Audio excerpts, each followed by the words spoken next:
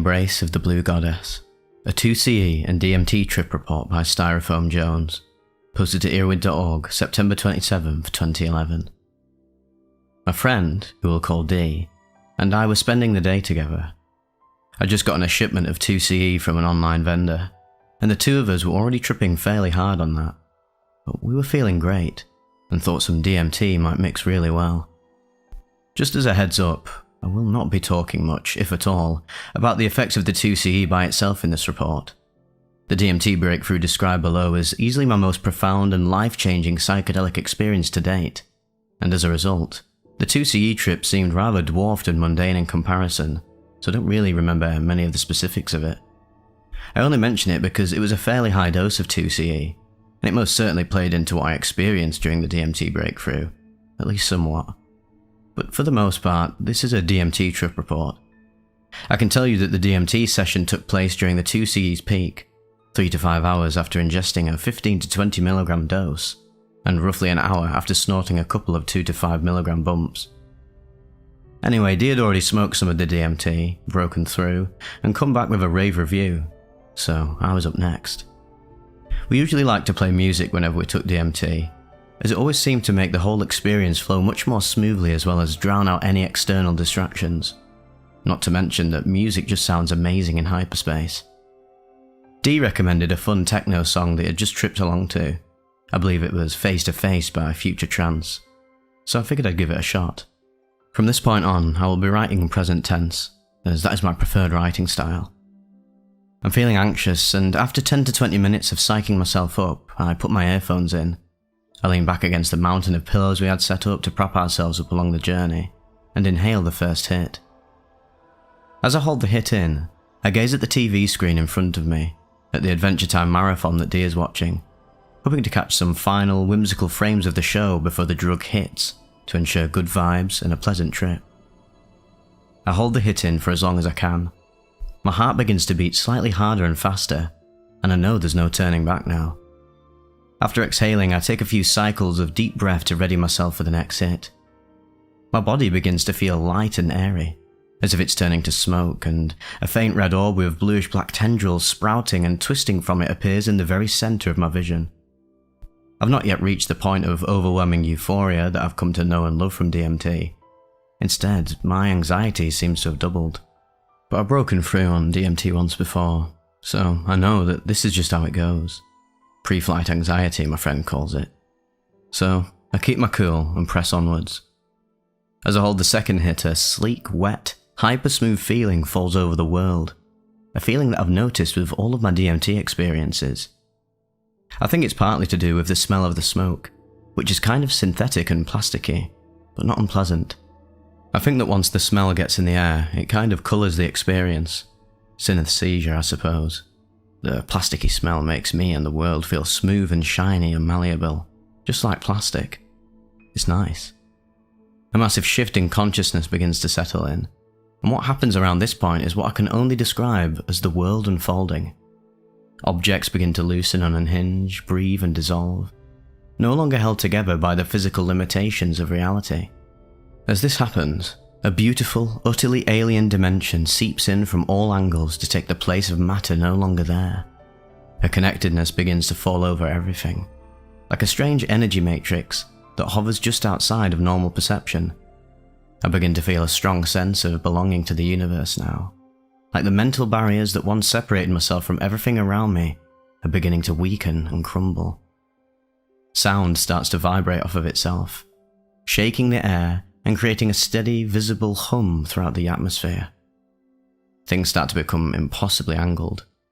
What was once known as the other side of the room is now no longer. Everything exists on a single plane. The music, myself, my surroundings, everything.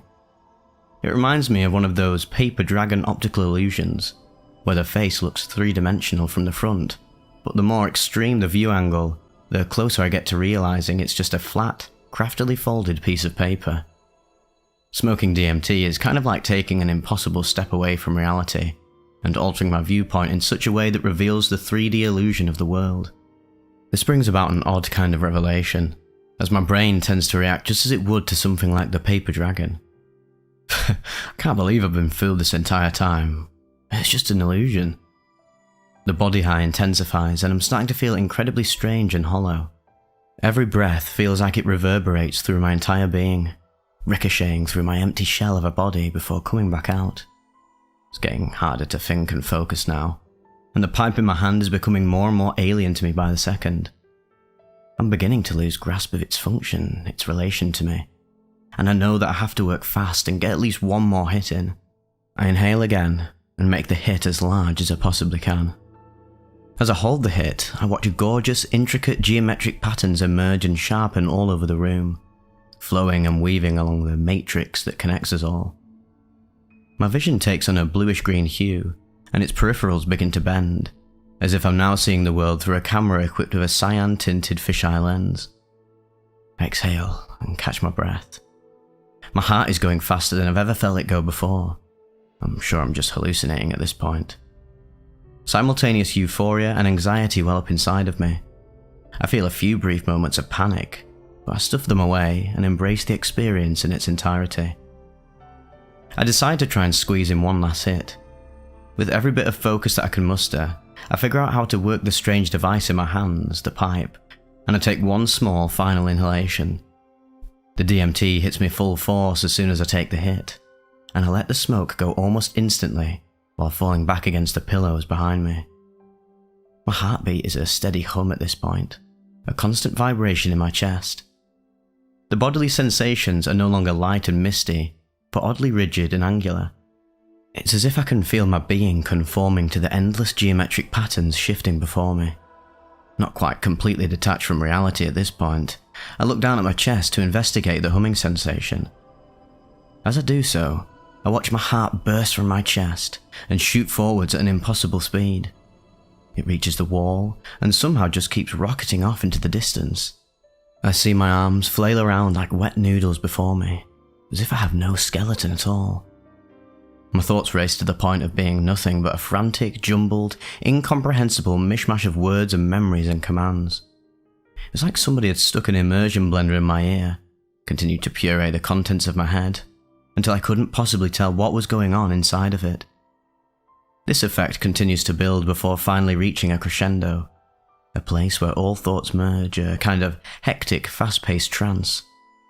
I can no longer keep my eyes open, and I sink even further back into the pillows as they close.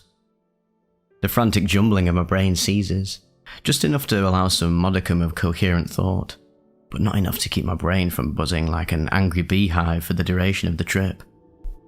There is a brief moment of blackness and a fierce hurtling sensation takes hold, a bit like being shot from a cannon. A purple glow appears off in the distance, small at first, but growing larger by the second, until I find myself completely engulfed in a tunnel of purple and black designs that look akin to an odd mix of ancient Egyptian or Mayan art, and something completely and utterly alien and other-dimensional. I'm reminded of the walls of ancient Egyptian tombs. My consciousness flies through this strange tunnel for a few brief, uninterrupted moments, before two figures appear off in the distance, one on either side. They're bluish-purple, just barely distinguishable from the designs on the walls in terms of appearance. They're both kneeling on one knee, yet still approaching rapidly, just sliding along the floor. Their eyes are closed, and each one holds some kind of container above their bent heads, as if offering something to a higher power. In retrospect, this was all very odd and unexpected to me. I'd broken through on DMT once before, and the experience was very bright and positive.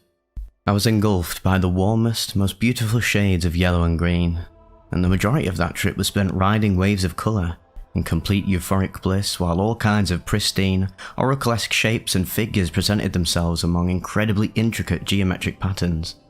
Or, at least, that's all I remember from it. It was intense, astonishing, and mind-blowing. I don't think a DMT trip can come in any other flavour. But there was a simplicity to it that was already missing from this trip. Things this time around had started off with a somewhat dark tone, and an ominous, powerful, almost shamanistic feel. I began to feel a little frightened, at least as frightened as one can feel in the mind-numbingly frantic throes of a DMT breakthrough. The two figures on their knees continue their advance. I get this overwhelming feeling that I may be experiencing death itself. A slight but deep sense of dread surfaces for a moment, before being washed away by the trance. The figures pass by me rapidly, and as they pass, everything goes black. It was as if the speed of their passing had blown out the world like a candle. After this, a large, purple, shamanistic face full of lined patterns similar to those on the surface of a microchip presents itself for a brief moment in the center of my vision, before quickly fading away, leaving me completely alone in darkness. This is when a feeling grips me, like being hurled into a world of static and dissolving amongst it, integrating with it, and then nothing. My memory holds but a fleeting frame or two of what came next, which wasn't much at all. I was nothing more than particles and static among leagues of countless other particles and bits of static, stretched upon an endless, velvety black pane forever in size, forever in time. And then, as quickly as the darkness had engulfed me, it recedes with an explosion of colour. Familiar colours and colours I had never seen before. Colours that I'm not even sure are possible. Ones that I can't even begin to remember. It's like one of those flashing, obnoxious, seizure-inducing web pages, only amazing and euphoric. I feel like I'm materialising like a swarm of lost atoms. My atoms have finally found their way home after being gone for centuries. I am myself, yet somehow outside of myself, simultaneously witnessing and experiencing this reassembly. Bone, then nervous system, then organs, flesh, and finally soul. A soul that floods with relief as I'm bombarded from all sides with pure, indescribable bliss. Like every single cell of my body, every last fibre of every piece of what makes me alive was having the greatest orgasm known to man. My racing mind tries to grasp a word from its feeble human vocabulary. Something, anything that could possibly even come close to describing this moment. Jesus, hallelujah. A feeling inexperienced, so utterly, viscerally spiritual that the only words my mind could connect it with were Jesus and hallelujah. And this is coming from a bitter, lifelong atheist. The flashing colours fade, giving way to a beautiful pink sky. I'm flying over amazing architecture with designs similar to those on the tunnel walls from before, like the ancient Egyptian and Mayan ruins clashing with Dr. Manhattan's glass castle on Mars. I notice a presence behind me. I can't see it, but I feel it. It's blue and female and wonderful. Holding on to me from behind, she is the force that keeps me afloat over this beautiful new world. She speaks to me without words. She tells me everything is okay, that I'm not actually dead. With her very presence comes more mind-blowing euphoria. I feel as if my soul is being massaged by God himself. The feeling that something incredibly enlightening, that some kind of powerful secret lies with this presence is fairly overwhelming, I must say, and I am immensely humbled. She is a grand celestial mother and guardian, magnificent and all-knowing, and I am not worthy of her care or comfort, but she gives it to me anyways, as if this is her very purpose.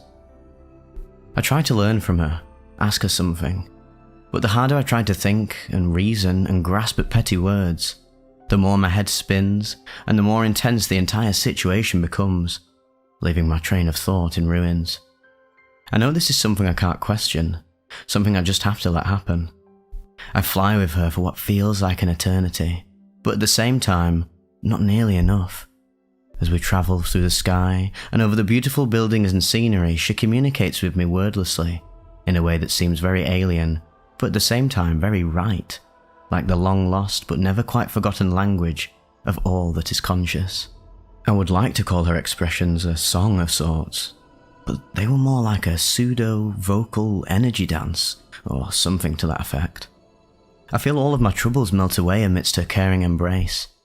Every last bit of doubt and depression and anxiety gone. This is the closest thing to death and rebirth that I have ever felt, or believe I ever will feel. This was death and rebirth, in fact. I feel the trancey, dumbfounding grip of the breakthrough loosening, and I gradually begin to feel the presence slipping away, the song fading, and myself, my awareness of the world around me, starting to return. The effects of the drug are still strongly present as I open my eyes. the world is still in its glorious unfolded form.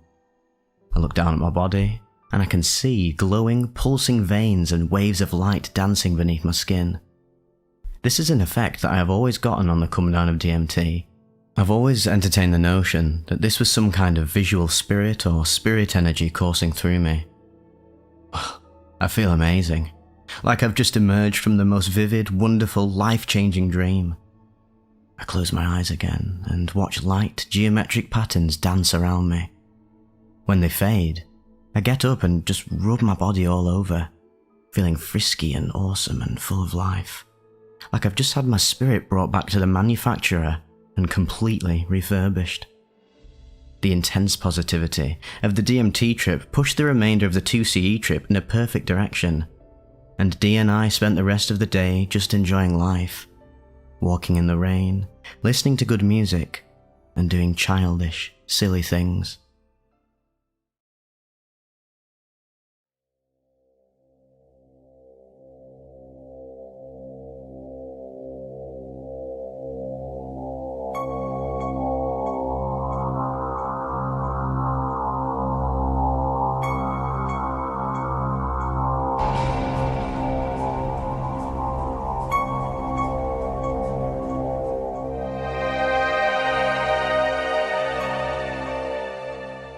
So we enter the ether. The Salvia Divinorum 10x Extract Trip Report by Ashton R. Posted to earbud.org, November 15th, 2005. When the senses contact sense objects, a person experiences cold or heat, pleasure or pain. These experiences are fleeting. They come and go. Bear them patiently, Arjuna. Those who are not affected by these changes, who are the same in pleasure and pain, are truly wise and fit for immortality. Assert your strength and realize this. Bhagavad Gita 2:14-15. Hallucinations are images, disconnected pictures on a movie screen, presentations in symbol, open to interpretation. They can happen, or they can be directed. Either way, like virtually everything else, they can serve as tools in the right context. Maybe because of the synesthesia, LSD the few times I tried it, never did much for me besides causing some gastrointestinal discomfort and head pain. I've never tried mushrooms or mescaline, and will probably never try them, because after a certain amount of time there is only impatience for the chemical alteration to end. I am wary of anything proposed to last longer than an hour in effect and after effect. For myself, I do not believe in taking drugs for recreation, but one part of my take on the drug-related issue has changed. If there is a specific intention, and like anything else, if intuition points favourably to furtherance, as well as the person in question holding sufficient maturity, i.e. undertaking for a genuine purpose and has the capability of wise discernment, I see no error in taking a drug as part of a ritual, for spiritual purposes, or for purposes of gaining a different form of insight to a situation either not accessible or blocked from consciousness. So it was with that intention and environment that I tried salvia a few weeks ago. It had been a while since I'd done any kind of drug, psychedelic or otherwise. Over the past year, the closest I've come has been smoking mugwort occasionally, and taking 1 or 2 hits of hash on Thanksgiving. From my interpretation of the accounts I had read, and the information I found on salvia, I was a little disappointed. The experience did not fall out of line with the descriptions given. I would just describe it in different words. The way some accounts were worded gave a hyperbolic impression, using phrases like felt like dying, losing time, and loss of self, none of which I experienced, but where I can see how what I did experience could be described in those terms from a differing perception. Well, anyway, here's what happened. I was in the living room with a friend sitting down with soft music playing and the lights dimmed. I took an experimental hit of the salvia extract, and the first thing that happened, almost instantly, was the sensation of wood both pressing into and growing from the hinges of my jaw. 2 straight branches of dark wood emitting from jaw hinges, and then a scene incorporating the parallel extensions into a construction. It was night time, and I was hiding under desolate rafters at what felt like a carnival in the distance. Subsequently, with eyes open, my entire body felt amassed with pinpricks, something like an allergic reaction. This, along with the pain at the hinges of my jaw, was unbearable the way a tattoo being done in a sensitive area amplified by 100 is unbearable. I curled into a ball. and every molecule, eyes still opened, on my leg separated. It looked as though my leg was made up of hundreds of blue and white pills that had little arms, legs and faces, and were all screaming in a really high-pitched tone, looking straight up at me. My body felt entirely composed of these pill people, which linked back to a dream I had about a month before. I attempted to adjust my vision and look over at my friend to say something coherent, and just burst into brief laughter instead, which was somewhat annoying, a physical reaction. The initial unpleasant feeling, that I imagine may have been the felt like dying reference, though it did not feel like death, quickly passed, and the scene returned. The wooden construction multiplied in the motion of something like a Ferris wheel, extending into rafters. Same setting, with giant black marigolds swinging from the wooden boards and toward me. There was also a constant chanting that I couldn't quite decipher. Taking note at the time, it sounded something like Hatheru or Hakaru. It's actually more like Heteru or Heteru, another name for Hathor. The name Hathor was remembered after the experience, finalizing the link. I actually could not remember whether Hathor was a goddess or if it just formulated in my head, but the name was familiar, and I seemed to recall it in Egyptian mythology. Looking up information on Hathor later, it all made more sense, though not much more I must add, as there really isn't much known about the origins of Hathor. Very ancient goddess, with one of her aspects being that of welcoming the deceased to the underworld, offering them water from the branches of a sycamore. Also, as I was entering into the experience, besides the branches growing from the sides of my jaw, with eyes closed, I saw a black woman, who looked similar to some of the depictions of Hathor I encountered in subsequent research in facial structure. They looked at me and told me, with some surprise, "You shouldn't be here." Me disregarding the statement and pushing onward with some caution.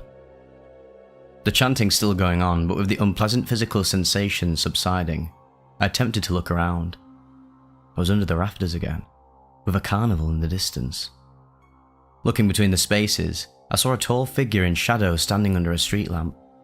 He was looking around and I was hiding from him, linked to little girl image, an archetypical manifestation. The image faded and I was seeing a lot of what looked like glowing neon neurons. I was moving from neuron to neuron through synapses and electricity, guiding myself, but unsure of where this was really going. I saw some images, the only one of which I recall seeing a cave covered with almost cartoonish strings of grey-pink moss, and some people carrying a large throne, with a person in it, dressed in red and gold, out of the cave. Seeing this, I was standing in the grass by the cave. I thought royalty and Africa. I opened my eyes and looked around. As the trip was fading, I saw blue iridescent flowers swaying in tune with the music. Then I saw a translucent giant eye superimposed over the room, as though part of a face rather than just being a floating eye. It opened. The eye then transformed into a giant translucent butterfly, sitting on my nose and slowly flapping its wings. The trip faded. Two things were realized from this experience. The music was a bad idea.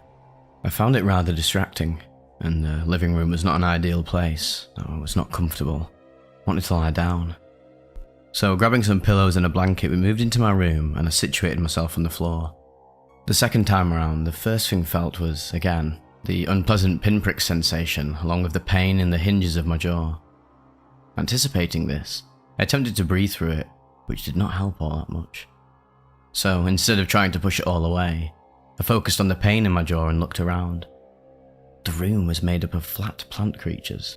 Like seeing through the wall and into void, there was a wall beyond the wall made up of flat, smooth green plants arranged like snakeskin, with sharp teeth at the center of each one.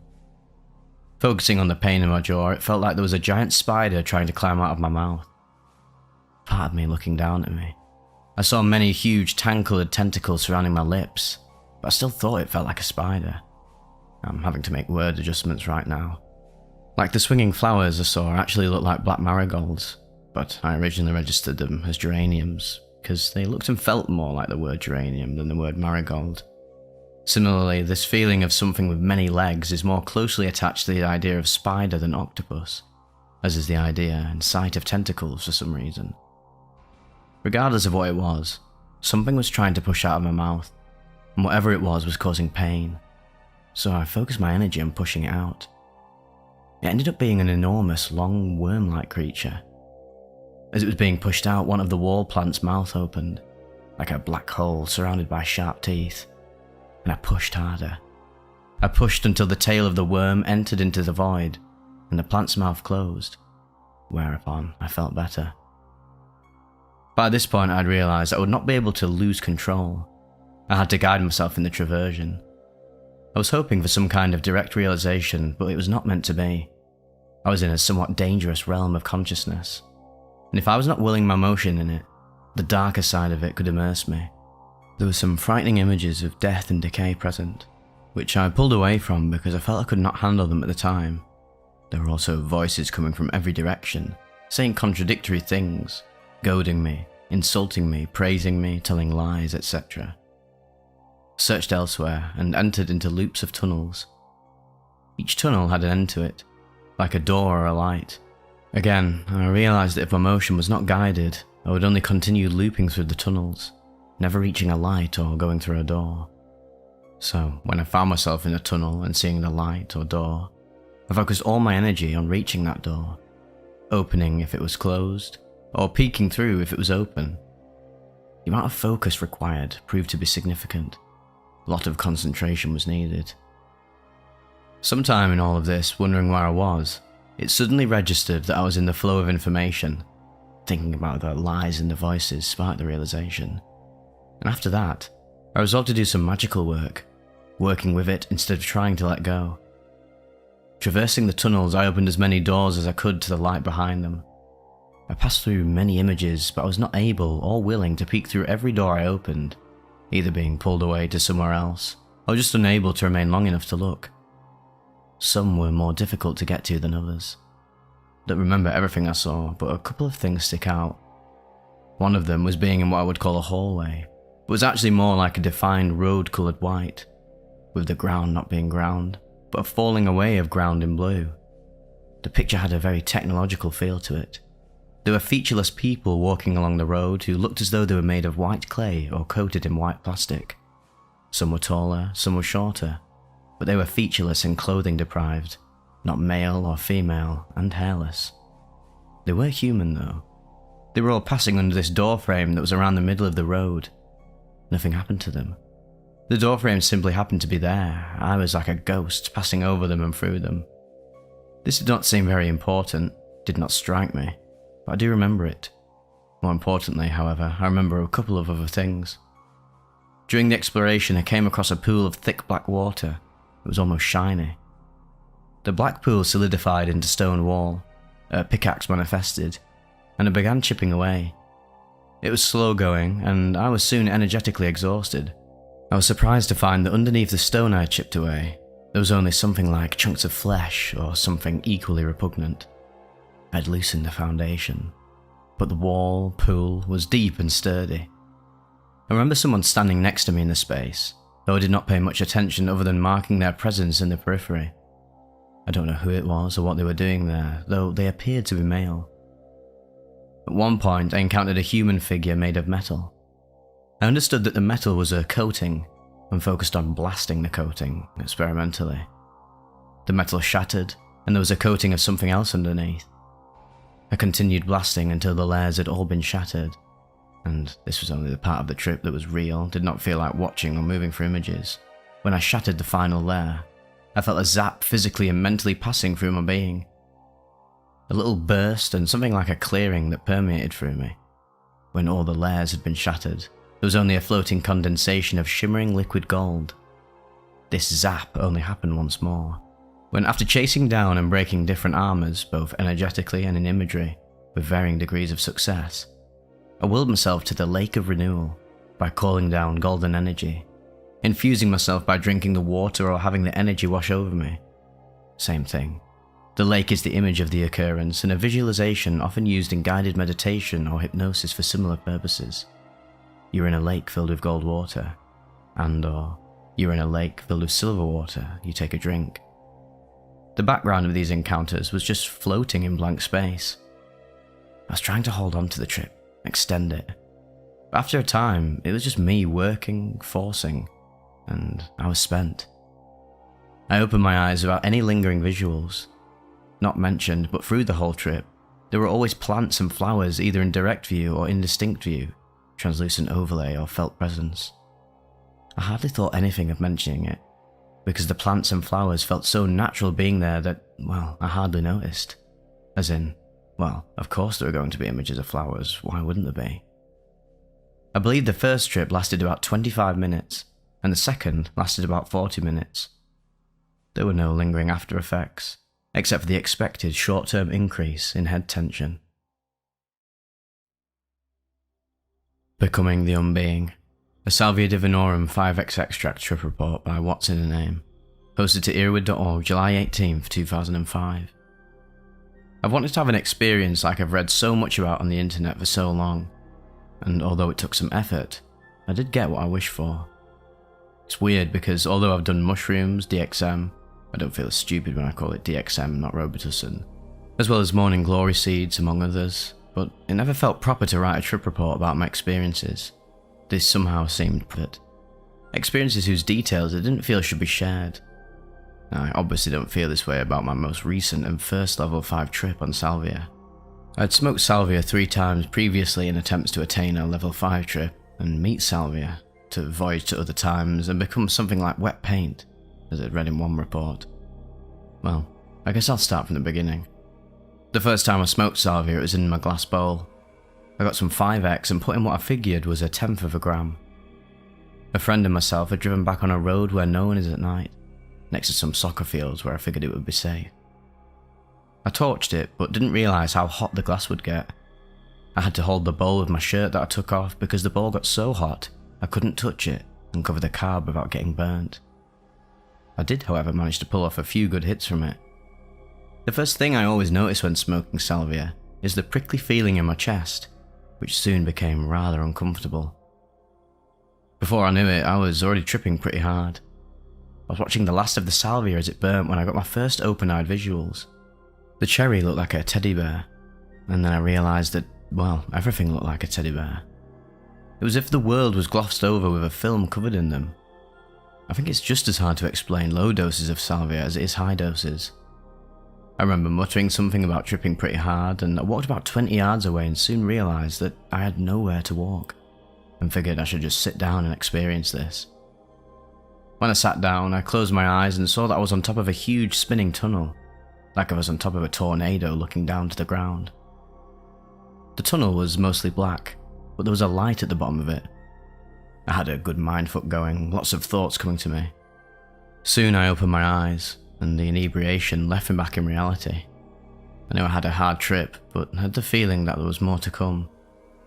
The next night, I smoked some Salvia again, this time in my friend's car. Please don't do this, because I realised in 2020 hindsight, that if I was at a level 5, that I might have just opened the door and fell out. This time I held a quarter over the carb and my friend did the torching. It worked pretty good. I smoked just a little more than I had the previous night, but felt it a lot more. It was uncomfortable smoking in the car because I felt confined, and the prickles were accompanied by feelings like I was covered in some icky, sticky substance, which I later figured out was my own sweat. Normally, I don't think it's icky and sticky, just slick. I began to feel more and more uncomfortable, like I wasn't supposed to be there, doing what I had done at that moment, so I instructed my friend to drive. Felt like I had to escape what I was doing. On the ride down the street we were on, I saw for the first time beings in what appeared to be the fabric of the universe itself. I felt like I was in an alien carnival of sorts, watching them go about doing their business. I hate to be so nondescript, but until I interacted with these beings later on, it's very hard to know what was happening to my body and mind. I think that is the reason that some trip reports are so nondescript. That people don't know themselves what was happening and were very confused by the level of ego death they were experiencing. I watched these beings for a good 5 minutes before coming back from a comatose state and being able to finally put the bowl down, which I didn't realise was still in my lap. I waited a full week for the next experience. I picked up a cheap tobacco pipe, so I didn't have to worry about holding the carb. I loaded the pipe with what I eyed up as about twice as much as I had smoked the first time. This time I made sure to not have so many things in my pockets, and what I did have I gave to my friend, because previously I'd become very worried about still having my things like keys and inhaler and stuff. I smoked the bowl in about 2 minutes. held each hit for as long as I could, and by the time I was done, I was really far gone. I'd already slipped back into the glossy type view of the world I had previously experienced. I managed to hand my pipe and lighter to my friend and laid down on my jacket which I'd taken off to lay on. We were both outside again. I also gave him my glasses because they felt really, really uncomfortable for some reason. I closed my eyes and was met by the same vortex spinning down the centre of the earth as I was before. This time, however, I travelled down what I figure was about 20 or so feet, and although I couldn't see the beings this time, I did feel their presence. Then I heard a voice to my upper left through the side of the vortex. She spoke softly but firmly. She said something to the effect of, "You're here now, what would you like to know?" I didn't know what to say, but told her that I would be back with a question. She then guided me to an area in salvia space that I had not seen before. When I first saw it, I felt like I was entering into a sacred temple of sorts. I really can't say what it was that I saw there, but the trip I was experiencing was emanating from it. It was undulating, I think that's the right word, kind of like pulsing, with waves of pure trip coming off from it. I felt very insignificant in the face of it. I then slowly ascended out of this vortex and opened my eyes. I was still dreaming. I wasn't that scared because I remember that I had smoked the salvia and reminded myself that I would be normal soon.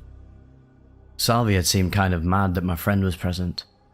I'm not sure why, but one theory is that he has not ever, I don't think ever will, smoke salvia. She was kind of offended that I brought an outsider to sit for me on something he knew nothing about. We proceeded to walk to a friend's house down some railroad tracks, and for the first minute or two of walking, all of the rocks around the tracks had smiling faces on them. They seemed playful and content. Although this was a very powerful trip, I knew that it wasn't a level 5. I love those trip reports where they're like, "And what happened next just can't be explained in words, but I ceased to exist." But this wasn't that. I was still aware of some concept of self throughout this whole experience. Well, I waited a whole 2 days thinking of a question. What can I ask? What? Then I had the bright idea that I'd go back. This time without expectations of reaching anything that I had not previously. I had my set. This time I decided to stay put in my room, where I feel very secure. I didn't have to worry about all my stuff. I hate worrying about my stuff. It's not like I'm OCD, but I think my stuff acted as a link to reality, and if all my stuff was in the right pockets, I could tell myself that there was still a reality. I also took my shirt, shoes and socks off, leaving only my boxers and gym shorts. I figured that hopefully I wouldn't have that icky feeling this time if my shirt was off. I set up my bed with pillows to lay back on, and my nightstand to put my pipe and torch on afterwards. I put on Dave Matthews No. 34, a very relaxing song, and shut all of my lights except for the computer monitor. I kinda like the bluish glow that my background gives off to the room. Voila, my setting. I cleared my mind of the day's thoughts and started to hit my pipe. I managed to smoke about 1/4 gram of the same 5x standardized extract as I had smoked all the previous times. I guess I have a high tolerance because this did not put me to level 5, but what it did was very interesting. As I was hitting the pipe, I noticed the same feeling of falling back out of my body. Standing a few feet back, I watched myself draw the last of my last hit from the pipe. My whole vision became very choppy, and I started to fall into the vortex. And as I was just starting to sink in, a voice to my left started saying, "Oh, look, he's here." Another voice in front of me said, "How did he get here?" The first voice replied, "Oh, don't you see? He was smoking something, and now he's here." Soon I saw more and more of these same beings as I'd seen in the car before. You can't explain where they exist other than saying in salvia space. They all seemed to be doing a task, making sure that I was okay. Making sure that everything in my room was okay, making sure the universe was playing out according precisely to their plan. Sometimes they would speak to me in English, and other times they would be talking amongst themselves in their own language, in which basically all they could say was pure trip. It's as though the mindfuck a trip gives you is being verbalized and communicated with. I watched this go on and on for a minute when I realised that I was not at a level 5, but I had another 1/4 gram of salvia left, and could make my best attempt to get there.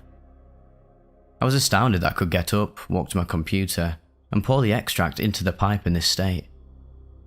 Getting up was very odd because when I got up it felt like I was walking on a wall. Gravity had been switched around and vertical was now horizontal. When getting up, these beings were all around. There was one by the vial of extract, pointing at it saying, "Look here, here is what you want." And another one saying, "Don't forget to be careful pouring it in the pipe." The beings seemed happy that I was going to smoke the rest of my salvia. They were awaiting the arrival of it back into the dimension. It was as though smoking it brought the salvia back to salvia space along with me back to their home. It was actually pretty helpful to have the beings helping me smoke their buddies, because I was pretty confused as to where I was. Nothing in my room looked familiar. By the time it took me to get back out of bed, all but a few of the beings were left. I was going to be sober again soon. I started to draw from the pipe again, and almost immediately all of the beings came back, including the one I had first talked to. She said, "Hey there again, I thought we lost you." I managed to pull off smoking the bowl, and by the time I was drawing my last hit, I was already falling back into the vortex. I remembered that I had to do something, but couldn't remember what. Then I remembered I had to put the pipe down, which literally took every ounce of effort I had to find a nightstand and put the pipe down. I can't remember. I laid back, but I couldn't remember if my eyes were open or not. It didn't matter at this point. But I slowly started to drift back and down into this vortex. Hundreds and soon thousands of beings were visible. I asked one of them what they were called. One of them responded, "We're the workers." I said, "Oh." He then gestured for me to look around at all of them and their work. It was as though they were the ones responsible for our physical existence. They kept everything stable, running in our world. "Where is she?" I asked several times to different workers, but the older one said sternly that since I didn't have a question, that she didn't have time for me. I was a little upset that I could not see her at first, but the reality of the situation sunk in. Then one of the workers said, "Look, you're a worker too, and you've got to do your work." For a minute, I almost started to panic because I could not remember where I had come from. I only knew that this worker had just put me to work, doing the task that all of them were doing. Some of the workers around me seemed to be new workers too. They were unsure of what they were doing there, the same as me, but older workers reassured us that this is how it was. This is what we had to do. Then, as I started to do my task, I started to realize that this is how it was. This is how I have been. This is where I will be forever. It was the most unsettling and settling thing I had ever experienced. Because somewhere in my mind, I knew that I had not been here my whole existence, that I had a life. But other parts of my mind were relieved that I now had a task, a purpose. The very second I let this fact settle in, I started to move faster and further down into the vortex where the workers live. What I saw was like one of those videos you see on TV where they start with a picture of a fly, then zoom out and you see it's on an elephant. Then it zooms out and you see the whole countryside, the elephant is very small. Then it zooms out and you see the whole outline of the coast of Africa. Then it zooms out further, you see the entire Earth. And pretty soon the Earth is just another point of light. I saw the worker I now was on a shelf, with thousands and thousands of rows of other workers, each second seeing more and more rows of them. Pretty soon the rows became indistinguishable and blurred into a bluish-grey whizzing thing. And I realised that that was the side of the vortex that I was falling into. I was laying sideways. I was picking up speed fast. One minute I was doing my job. The next I was flying like a jet down towards the end of this tunnel. As fast as a spaceship. As fast as the Earth around the Sun. Still accelerating. It was though I was moving at the speed the galaxy moves in relation to other galaxies around it at one point. Then, in a flash, I hit light speed. And everything just stopped. What happened next really does defy explanation in words alone. I felt what was left of my soul, myself, dissolve like ripples into a still pond into the universe. In one single moment, I became the unbeing. I did not exist. This is the part that I most wish I could put into words, but know that I cannot. Coming out of such a place is just as amazing as going in. One minute you're the unbeing, you see everything, and the next, you are again. Now, instead of being the bottom of the vortex, I could see it again. It was miles and miles across, stretching in all directions. I felt as tiny as an ant as I rose of its surface. I could see waves of life energy rising from it, and lightning bolts of energy all around. It was chaotic down that far in the vortex, and very few workers lived down that far. I started my journey back up as I realised slowly that this would end. I said my goodbyes to all of the workers I had met and actually gotten to know on my journey down. As I got to the top, I said bye to the first workers I'd met, working close to the top of the vortex, and in a moment, it was all gone. I looked up and saw what I thought should be my room. I was very happy to be able to see it again. Only something was off. It was not my room. It was the room of another me in an alternate universe. I started to panic, and it took a few moments to gain my composure and remind myself that I'd smoked a lot of salvia. I was still panicky, so I went to the computer and said yo to a friend on AIM. He responded, but somehow I thought that he was part of a ploy, that he was in on the act. He knew that this was not my reality, and he was trying to trick me. I went and laid back on my bed. I was scared shitless by now. I thought, what will my parents think when they see I'm gone? When my friends, will they never will see me ever again? This was momentary, however, because I was able to convince myself that I would come further back to reality in a short while. I'd laid back again and realised that I was still a few feet back from my body, as I had been when I had put down my pipe to start off the journey. In another 2 minutes, I was out completely, and although I felt off, I was back to where I am now. This was without a doubt the most powerful experience of my life. I learnt many things that night. I'm sure if I put my mind to it, I could write a whole book including all of the ideas and theories that came to my head during this experience. But I think those are best left for everyone to discover on their own. I can honestly say that I found myself happier, much more often since I first tripped. Because I know what true fear is now. Either the fear of a DXM trip gone wrong, or the sobering fear of knowing that I'll be a worker for the rest of my life. So now I can live my life realising that I can be happy and appreciate every day I've got. Hope I was able to entertain you a bit, maybe get some cool visualisation going in your head off the events that took place in mine. If you read the whole story, well, thanks.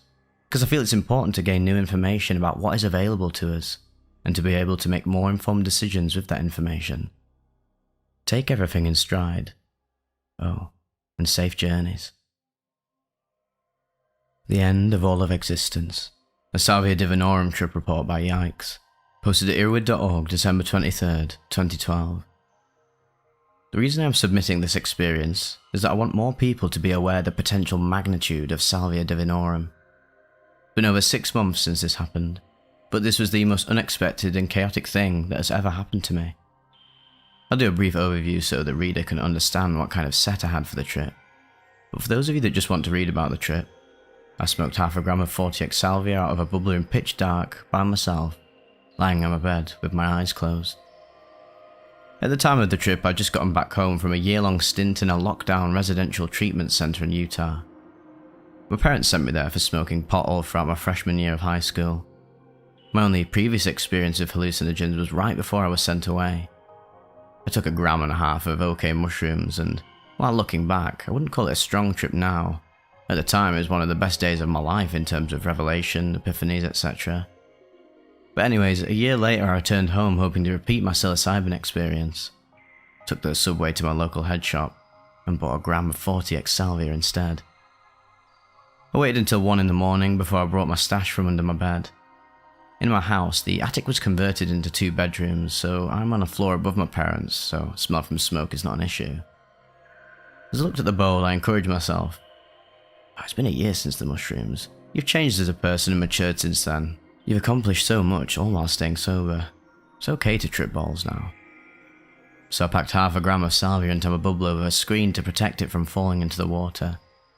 My plan was to take the hit, lie down, close my eyes, and turn on my iPod when I started to trip. It was completely dark in my room, and I had to use my phone for light as I packed the bowl. When it was all ready, I tried to get myself into a mind state that helped me personally have a good mushroom experience. I thought briefly about my entire life, and how I could make room for change in the ways I handled situations and conducted myself. Put my lighter to the bowl and inhaled. Even though I took in quite a large hit, the bubbler made sure the smoke was not harsh. With the smoke still in my lungs, I put the bubbler underneath my couch along with all my other materials. The couch is right next to my bed, so I accomplished this while laying down. When that was done, I laid the back of my head on the pillow and concentrated on just holding the smoke in. During my stay in Utah, I became interested in Buddhism, meditation and all that, so I decided to close my eyes in hopes of having a more spiritual or mystical experience. After about 20 seconds, I started to feel extremely lightheaded. kind of like after I stand up suddenly after reclining for extended periods of time. With my eyes still closed, I exhaled. It's hard to describe how I arrived at my destination. All I can remember is that the reality that I had previously known had ceased to exist. I was face to face with what looked like an entity composed of hundreds of my faces. They were all leering at me in the sort of way that made me feel like they were happy in the knowledge that I'd finally gone insane. I immediately winced in my mind and tried to tell myself everything was going to be alright, but at the same time I was terrified and had no idea why I was seeing what I saw. As if my subconscious was answering my fears, a voice said from behind me, "This is a bad trip, my name. You are going to have to deal with it." I tried screaming, "How?" But as the monster made up of all my faces moved closer, my body seemed to crumble into multiple interlocking puzzle pieces, which made it impossible to run or defend myself. Eventually, these puzzle pieces became so distorted and strung out, I could no longer identify them as my body. I could vaguely remember seeing something called salvia, but I made no connection from the drug to where I was. All my hope of ever returning to reality was beginning to fade. I soon became aware of other entities besides the one made up of my faces. Instead of being something I could see, they were more of a group of intelligent but malicious and cruel beings that had come to speak to me. We communicated through thoughts because I could not see them, but at this point in the salvia dimension I had no eyes to perceive them with anyway. I think a mix of words and emotions about those words, and the salvia creatures would respond in the same way. The initial message I got from them was that my entire life had just been my imagination. It's similar to the point when you wake up from a dream and realise that all the events that happened to you in it did not exist, even though at the time you thought it to be reality. What I was going through, and where I was exceeded my expectations a million times over about what I thought dying would be like. What was happening was so unearthly, yet so real. I found the message the salvia creatures were telling me to be very convincing. I was now sure that I'd always been in this dimension for eternity, and that I would always be here. There was no reality except for this one that I now found myself in. Suddenly, from the back of my mind, there was a burst of thought. "Salvia!" I exclaimed in my mind to the creatures. Since they could see my every thought, I did not form many words in my mind. My rational mind was trying to use this drug called salvia as a bridge to reality from where I was. The emotion I was feeling was sudden hope in the face of sheer terror. The only thing I can compare it to is when death row inmates are about to be executed. They often feel the delusion that they're going to be saved, that at the last moment they will halt the procedure. The salvia creatures, instead of being angry that I was going to escape, simply communicated to me the general vibe that that's what everyone tells themselves when they finally wake up. They seemed amused that I was filling out the stereotype of someone who has just woken up in an apparently insane dimension of reality that they'd really been in all along. I don't know how I got to the next part of the trip from here. When I try to remember it, I can limit down to 3 guesses to why I arrived there. Either the salvia creatures were punishing me for trying to convince myself it was not real, or that they were trying to help me by showing me just how real the reality of the salvia was. Or possibly a third option was that once they had completed their obligatory role of explaining reality to the newcomer, they lost interest and left me to myself. Anyways, I lost all awareness of existence. Everything I'd ever known in my entire life vanished. All my memories, experiences, insights, emotions, all vanished. All my knowledge of what the universe was, what time was, that vanished as well. I ceased to understand that existence in itself existed. I cannot determine how long I spent in this phase because there was no concept of time. For an eternity, everything about me did not exist except for the fact that I was directly experiencing this phenomena. I was a direct witness to this, yet had no idea that I was the witness, nor that the nothing I was witnessing was separate from the witness. All was one, and one was all. Eventually, I was basically born again. In the middle of eternity, suddenly there was a spark of awareness. Up until this point, I'd lost my body, so I felt no physical sensations, but I did become aware of one thing. I was extremely uncomfortable, and to the point where that was all I knew. I had no thoughts, except for this primordial discomfort. Soon after I became uncomfortable, I became aware of 2 surfaces. Once again, my entire identity was composed of these 2 surfaces. As I began to manifest more and more though, my discomfort and dismal hopelessness increased. The 2 surfaces appeared out of nowhere. It was like out of the vacuum of space. The emptiness was torn in half and folded to support these two surfaces. Looking back on the trip, this was the first point when I became aware of matter. As my direct experience of reality turned to three-dimensional from nothing, it was extremely unpleasant. Before these two surfaces, my perception was just part of the nothingness. But when the two surfaces became the only thing I knew, my perception attached itself to the two surfaces. The reason this was also uncomfortable was that I felt like my entire perception was being crushed by the two surfaces. The entire weight of existence, the entire weight of this universe that my senses told me was real, was crushing down these two surfaces together. It got worse, and a point arose out of the two surfaces. Instead of two planes of existence, there was a pyramid puncturing the plane alongside it. It did not go through it, it was just resting on the plane with infinite weight. As the progression of space occurred, it seemed that time was beginning to slide back into existence from nothingness. Once again, my perception or mind was trapped between these two planes, but the pyramid or spike made it even more unbearable as the weight of reality constricted to a single point at the top of the triangle. This was the first cosmic goal I had after being reduced to nothing. I became aware that I was suffering and that existence did not have to play out like this. My entire existence seemed to be for the sole purpose of escaping this entrapment, or at least making it less uncomfortable. As time became more and more real, years passed as the pyramid slowly grew. I had neither identity nor hopes during those years, only a subconscious desire to unstick myself from this weight of reality. Eventually, the plane of existence behind the pyramid became a cube. I realized that the three-sided pyramid that had been the bane of my existence was one side of a four-sided three-dimensional cube. At this point, there was no plane of existence, only the cube comprising the entire universe. After spending so many years feeling the weight of the upper cube of existence, I began to identify with the lower plane as me being me or my mind. It was this that caused the lower plane to crumple up and become a globe or blob that was stuck to the edge of this cube. The cube was the universe that was slowly and painfully creeping back into the awareness of my mind, which was the lower plane that became the blob. I'd regressed so infinitely that the only way the universe could make itself aware to me was through direct contact. Time seemed to speed up, and I felt like I spent only a couple of months with my mind attached to the cube. The turning point of my trip, when I started to begin my slow progress out of it, which did not occur in one instant, was not an aha moment with newfound hope. I eventually had the realization wash over me that I was not doomed to existence smeared between universal shapes. It was like being submerged into cold water. However, at this point, I assumed the reality I would return to would be the salvia one. I slowly started to grow a body out of the blob stuck to the cube. This ordeal only took a couple of days. As soon as I became aware of the salvia reality around me, space seemed to extend infinitely around the cube. It was no longer the universe in its entirety. Eventually, I had a fully grown body attached to the cube by my head. The texture of the cube was extremely dense and hard, but when my eyes grew back on my face, I could see the surface of the cube had a pattern similar to what a brain looks like after it had been removed from a cadaver. The very best thought that was going through my head was relief that one day I would die and was no longer doomed to spend eternity in this state. With the return to Salvia Land came the realization that it had all been a drug-induced voyage.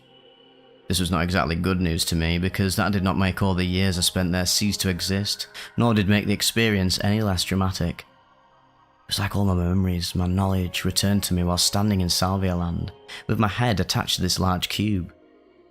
As I began to think about eventually leaving this place one day, I began to take an interest in my surroundings.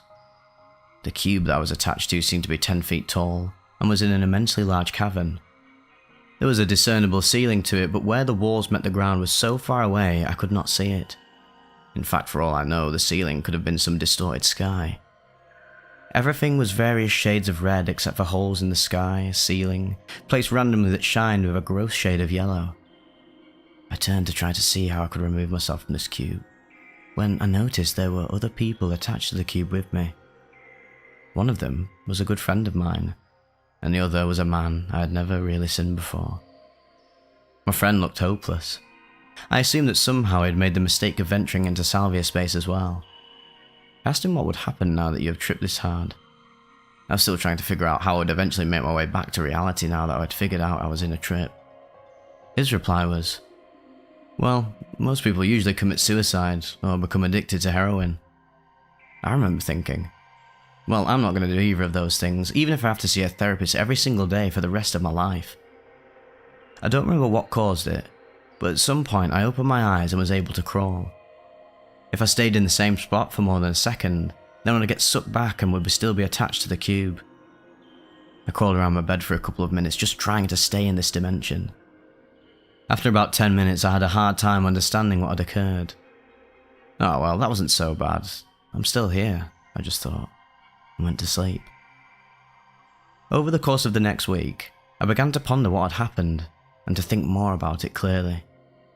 Looking back on that experience, I don't regret doing what I did, but at the same time, I wish I had looked into what I was going to smoke before I did it. Definitely changed my wildest assumptions about where drugs could take you. It was also a factor in me having less anxiety in my life. Whenever I'm feeling anxious, I think back to when I was convinced I would never return to reality. I believe that the reason I freaked out was because I placed too much value upon myself. I assumed I was the center of the universe.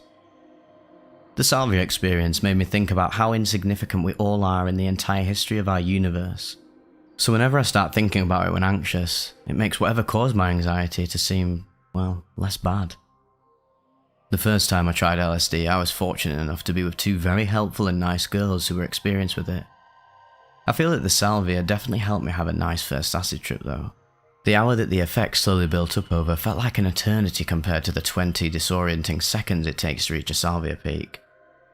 Reading the book The Psychedelic Experience by Timothy Leary was pivotal as well, but the salvia made it so my expectations were far from overwhelmed.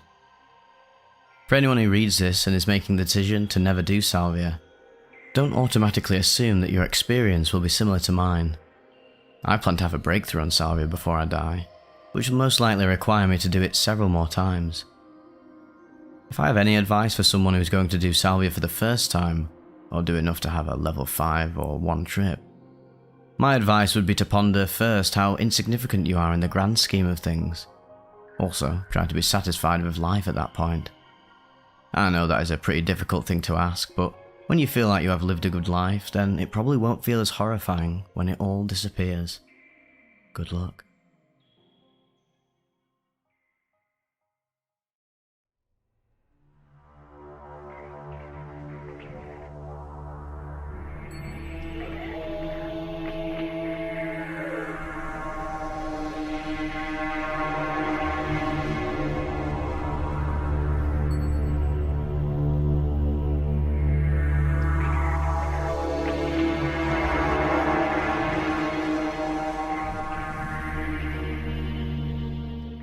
The Dead Man's Dream, a 25I NBOME and 25C NBOME trip report by a dreamer, posted to EARBUDS.org August 10th, 2016.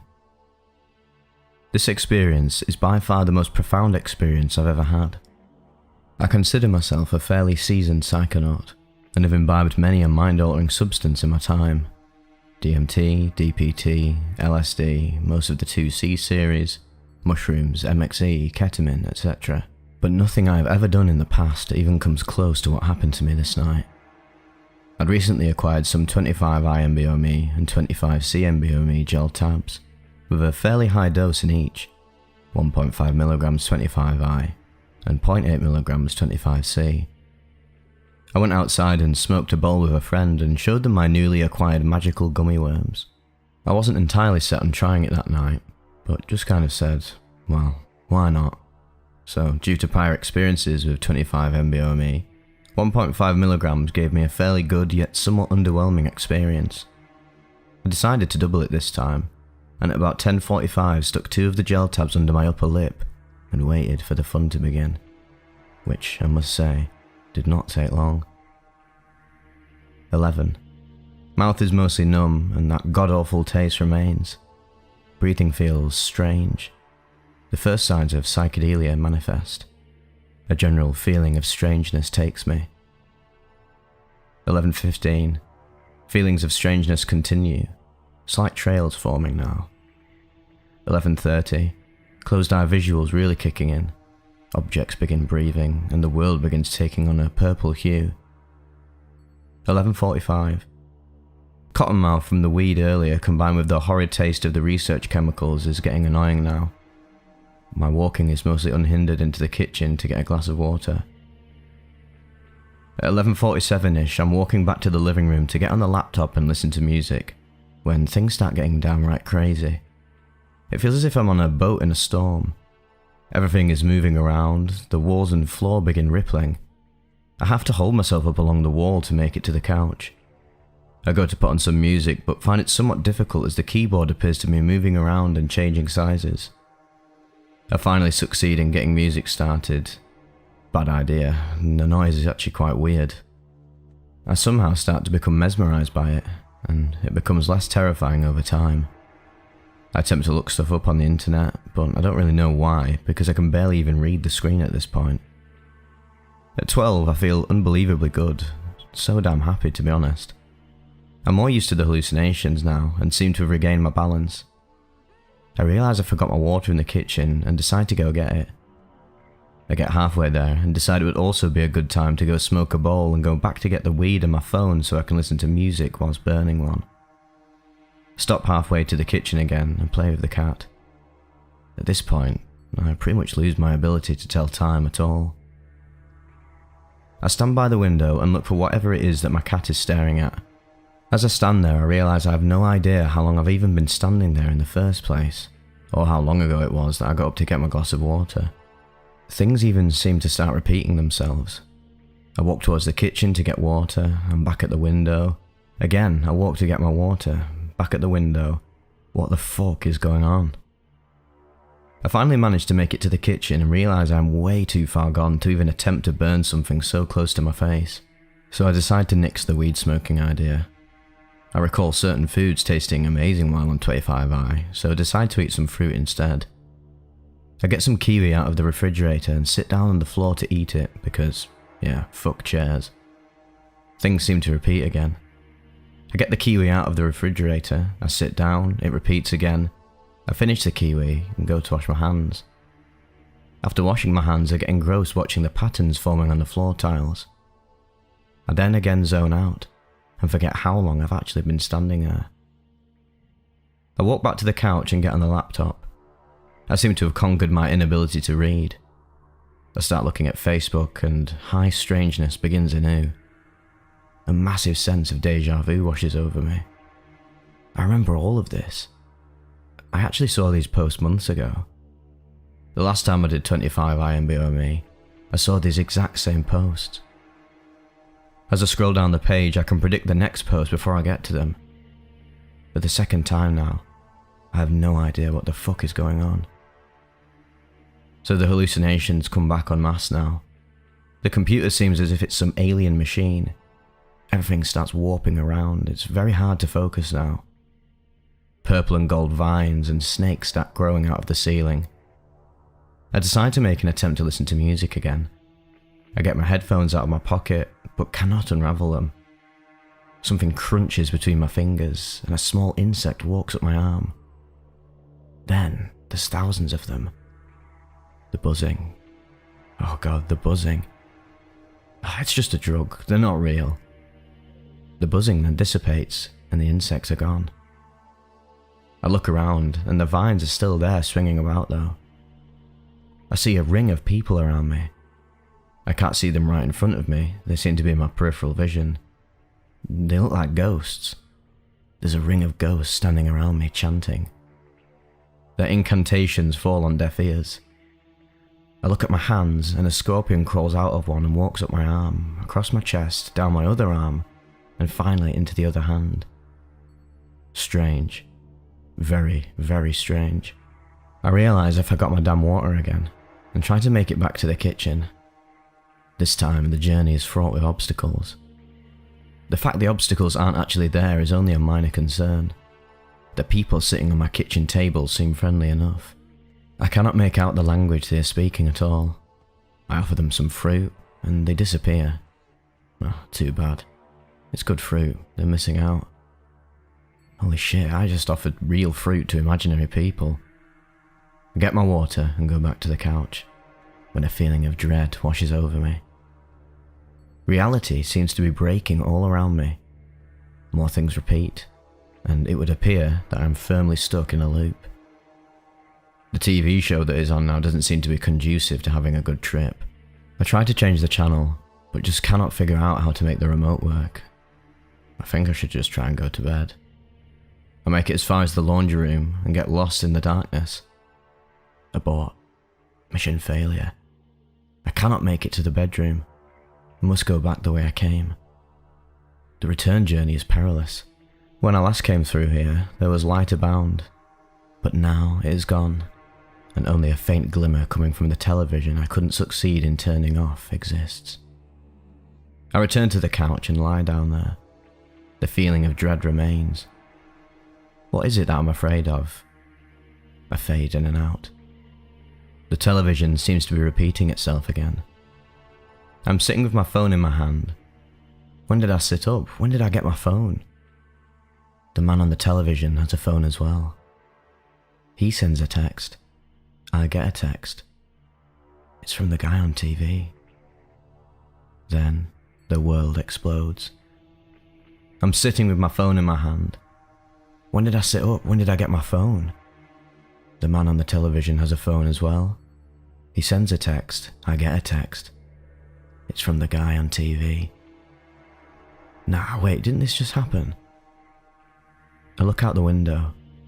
Something streaks across the sky. The world explodes. I'm now sitting with my phone in my hand. When did I sit up? When did I get my phone? The man on the television has a phone as well. He sends a text. I get a text. It's from the guy on TV. Nah, not again. Bang. I'm now curled up on the couch.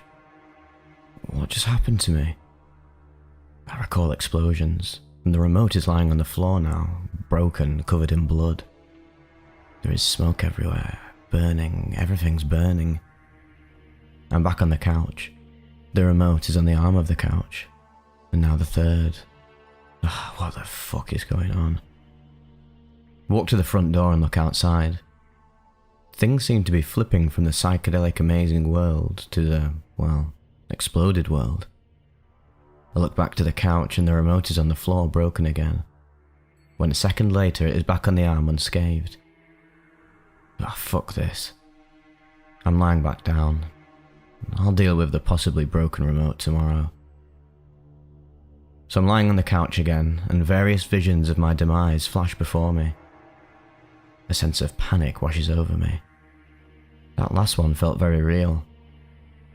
I am lying on a road. Pain everywhere. I'm broken, I'm bleeding, I'm dying. Certain sounds start to make sense. What I recognised as snores a moment ago is actually the sound of the diesel engine of an ambulance. The paramedic stands over me, saying, "We're losing him," he says as the whine of a defibrillator fills my ears. My breaths come on rapidly now, and I feel like I'm having a seizure of sorts, when time slows to a crawl. Everything starts to reverse. The paramedic stands and backs away, the ambulance backs away, a semi backs away as I stand. I reverse back through a broken window into my house. A knife is sticking out of my midsection. I lower myself to the floor. The knife is in my hand as I rise awkwardly. In reverse, I walk back to the counter and my finger is lying on the cutting board along with a piece of fruit. I lower my hand and the finger attaches back onto its proper place. I put the knife back into the block. So now everything moves forward again. I get the knife out of the block. While cutting the fruit, I slip and take off a finger. Shock overwhelms me. Why the fuck am I cutting something up while this high?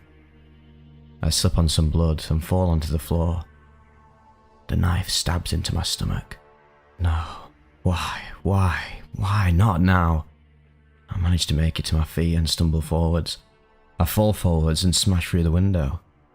Rising again, I stumble forwards, ever forwards, and I'm now on the road. I turn in time to see the lights and hear the horn. The truck hits me. I'm lying on the road, pain everywhere. The sprinkler across the street kicks on. The water combining with the first light of dawn makes an astoundingly beautiful rainbow when an ambulance pulls up. "We're losing him," a paramedic says as he stands over me. The words fade out as a familiar whine fills my ears. Again, in reverse, and forwards. The cycle repeats several times. When a realization grips me. All of this, everything, is all just the final sparks of a brain on the brink of death. Perception of time stretches to infinity. My whole life is occurring in the blink of a dying eye. The last time the defibrillator is brought to my chest, I feel a jolt. I'm lying on the couch. It's still dark outside. I check my phone. 3:45 AM. For the fourth and final time, what the fuck is going on? At that point, I decided to go to bed. I was still tripping way too hard to actually sleep, so I just listened to some music and waited for daylight. I still felt quite strange most of the day, with some slight hallucinations remaining as late as 10:30 that very night. That experience has certainly stuck with me. I tried the same combo a while later, and the same feeling of dread got me once again. As the experience started to play out again, I could hear the engines roaring. I could feel the road and the pain. Thankfully though, that time, I didn't get caught in a loop, and I actually managed to break out of it and watch a movie instead of, well, you know, dying repeatedly, forever and ever.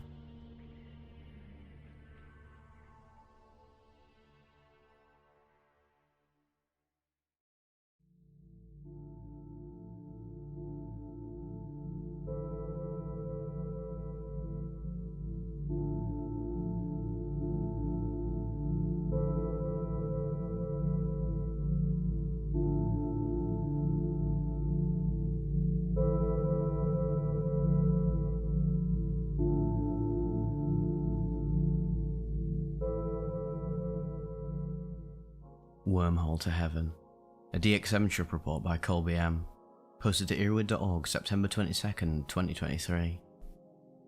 I'd experimented with robo-tripping a couple of times before, and really wanted a more intense trip. I was at a rough point in my life, and experimenting was an escape for me.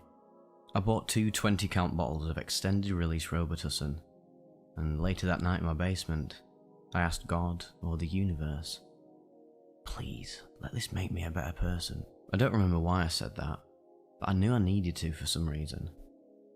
After pouring both bottles out on my mattress, I started eating them one at a time.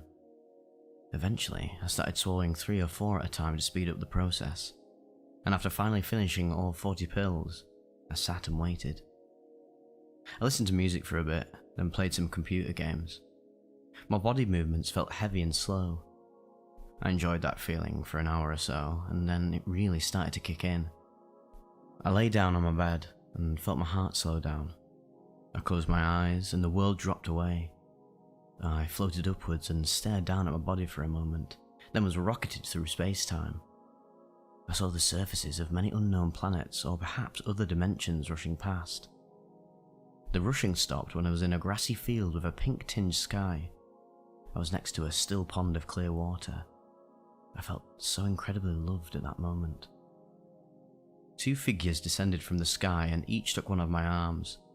They took me upward through the sky to a golden city on the clouds. There were many spheres with their own large grassy spaces, and the figures took me into one of them. In that sphere was my brother's best friend who had died 3 years earlier. There was also a woman there with him, and they were both naked and glowing. It was a beautiful sight. He looked at me and said, "You can't stay long, can you?" I knew I couldn't, so I said no. After this, the spheres and cloudy city faded away, and I found myself in a pink-tinged field. In the field, there was a handsome man in a suit and tie. He told me to alternate doing mushrooms and LSD once every 3 months. This scene lasted for what seemed like a longish time. Next, everything faded to black, and there was no longer an eye to observe anything. After this, I saw 2 pyramids, one upside down in the shape of a diamond. Leading up to the top were the names of all the different world religions, including atheism. At the top was just the word Christ. and leading downward were other paths, one of which was hedonism. Then the words faded. The top pyramid turned bright blue, and the upside down pyramid turned black. The pyramids then separated, and there was a chain holding them together. Suddenly, something slashed the chain and the black pyramid fell away as the bright blue one rose upward. I then woke up face down on the floor, not at all where I'd fallen asleep. I felt so odd. Once the sun came up, I went up to my room. I sat outside my window on the roof and watched the sunrise. I closed my eyes and had a vivid vision of blood dripping down from a cross and pooling into a river. I felt myself lying in that river, and the feeling of pure love washed over me, broke my heart, to which I cried for the first time in years. It's at this point my life gets a bit hazy. My mum realised how much I'd taken when she saw the bottles in the trash. She proceeded to take me to the ER. I had another out-of-body experience in the hospital, and I vividly remember the sensation of my eyes rolling back as I travelled out of this reality again. I found my way back to my body, and woke up to the doctor being very angry at me. He told me there was no reason that I should still be alive. Maybe I had died for a few moments back there. My mum took me home once I stabilised, but the psychosis remained. I was convinced I was possessed by an angel of sorts. Long story short, I wound up at the ER again. They gave me a massive dose of Ativan and took me to a psychiatric hospital via ambulance. It took a week and a half of being medicated with antipsychotics for the psychosis to fully end. And I have had long-lasting negative effects from all this, and will definitely not be attempting this again. The Inner Mind, a DXM trip report by Nervewing, posted at EARBUDS.org August 16, 2018. T plus 0 hours. Begin drinking cough syrup. Try mixing it, chasing it with ginger ale. It's easiest to drink it if I just chase it. I managed to slug down one bottle in about 5 minutes. 25 minutes, managed to drink the second bottle by now, already feeling slightly dissociated. Nausea is coming on strong. This stuff is absolutely disgusting. 40 minutes. I'm being drowned in a big swirling ocean of syrup. The swells toss me about and mould my form like I'm made of soft clay. I do not feel a progression through plateaus, rather I'm just sinking deeper and deeper into the depths sea. It reaches a point where I can no longer see straight with both eyes open. I get the classic dissociative double vision. I am on the MXE while I write this, oops. It follows with this sense of just being completely and totally lost in my own room. I do not know where I am, when I am, why I am, how I am, and I'm wiped clean and left confused. Feels like my stomach is boiling. I know I have to hold it down as long as possible to absorb as much as I can. I know vomiting is near inevitable though. At 45 minutes, the yak comes. I throw up red syrup in a hideous cascade. Wow, this feels terrible. I never liked vomiting. It's painful, it's uncomfortable, it makes my eyes water, and it makes me feel like my body is dismantling. But I get it out, and I feel a bit disappointed that I wasn't able to keep it down for longer. Will not get the full experience I desired, I'm pretty sure. T plus unknown hours. Per usual, the next however many hours is a dissociative blackout fog, timeless and punctuated by brief moments of relative clarity. What I can remember is open-eyed visuals taking the form of warping and bulging of the space around me. It looked like the world had turned to syrup and was tilting in every direction slowly. I lost all sense of space. If I closed my eyes and opened them again, I would feel completely lost with no idea of what was up, down, left, right, forward, backwards, and I felt like I was the objects around me, not an independent being. Walking was pretty much impossible as well. If I closed my eyes, it would be an instant out-of-body experience. No calm and gradual fading of myself. I was immediately cast into the dizzying void. Each time my eyes closed, a similar journey would take place with the same sequence. First I would see the room around me. It looked normal with the colours being heavily saturated. But soon after though, the dream space would collapse into the swirling abyss, coming apart piece by piece, dissolving into nothing. I would then be in a vast place that I would call the Dream Nexus. It seemed like an impossible huge spherical void which I was free to float in. The walls of this shell were covered with a grid of hundreds of thousands of apertures, and this is where things get a bit confusing. If I were to float in an aperture, I would awake in my bed again. I would get up and explore my house and encounter people I knew, either people I lived with, friends, or sometimes strangers. We would interact, and everything seemed very off. We spoke in terse non sequiturs. I don't remember any of what was said, but it was all surreal and emotionally empty. Everyone was emotionally empty, and the colour was drained of the world. This whole time, I was actually still just lying in bed with my eyes closed. I could reset the cycle by opening and closing my eyes. With eyes open, a similar effect took hold, as if my brain was trying its hardest to imbue this feeling in me no matter my state. Objects around me would morph into people, familiar people. They would just stand there merely existing, looking like furniture. They kept appearing around me, hanging around me, and I didn't feel alone in my room at all. And in retrospect, I ended up having to ask my roommates if I really interacted with any of them during that time span, to which I did not. T plus 5 hours. I wake up. I don't know if I fell asleep or if the past 3 hours have been a total blackout. I'm down enough to have functional motor skills, and it seems like my memory has touched down and is recording again. I still feel very dissociated and spacey. I still have the Dex walk and still feel like everything is in motion. I have a sense of direction again, and the visual effects have died down other than vision being super blurry. I hang out with my roommates and go scavenging for junk with them the rest of the night. T plus 9 hours. I go to bed, still feeling spacey. I wake up the next morning, still feeling like I'm on a low dose of Dex. Still feel the Dex walk, but it's not apparent and I look normal enough. The world feels dreamlike and unreal. It seems like everything is just fading into the background of existence. I have an appointment with my therapist and he's a bit irked that I'm altered while there. I still have vivid closed-eye visuals, and if I close my eyes long enough I can really sink into them and almost sort of lucid dream. They are no longer replicated from the world around me, but rather are randomly generated. They take the form of tunnels and moving geometric objects. Looking out from my corpse, a DXM trip report by SMP, posted to earbud.org January 13th, 2002. DXM is an experience I will never forget. I've done acid and other drugs before, but I've never been through something so intense in my entire life. Me and two of her friends, Jen and Candice, decided we wanted to go to the movies and trip. Well, LSD wasn't available at the time that day for us to obtain, so we decided we were going to do a robo trip instead.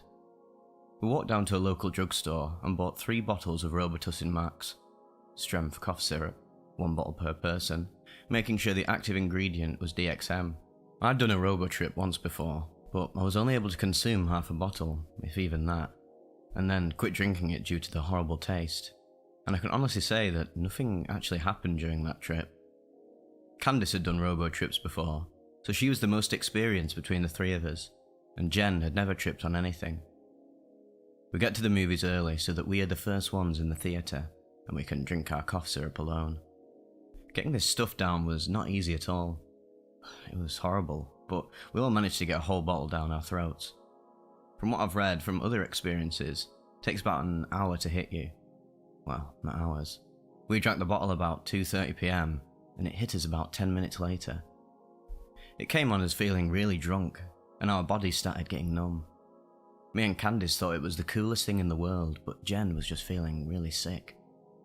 When we got up and walked around, it felt like we were heavily intoxicated, and when we went back to our seats in the theatre, I started seeing little visuals like trails and colour distortion, but that's about it. And when I had to step down a step, it looked like it was a 5-foot leap. Of course, I laugh at everything, so when I step off this step, I fall flat on my face laughing. And during this point, I'm thinking, wow, this is the coolest thing in the world. Although, I was very, very wrong. Jen started feeling really sick, and asked us to walk her to the bathroom. We get to the bathroom and she tries to throw up the cough syrup to get it out of her system. Nothing comes up, so we leave, and as we walk back in the door of the movie, she collapses again against the wall and starts vomiting. After she's done getting rid of the cough syrup from her stomach onto the wall, we leave the movie and sit in the hallway of the theatre on a bench. Jen said she felt a lot better after that, and Candice was having a blast with her numb body.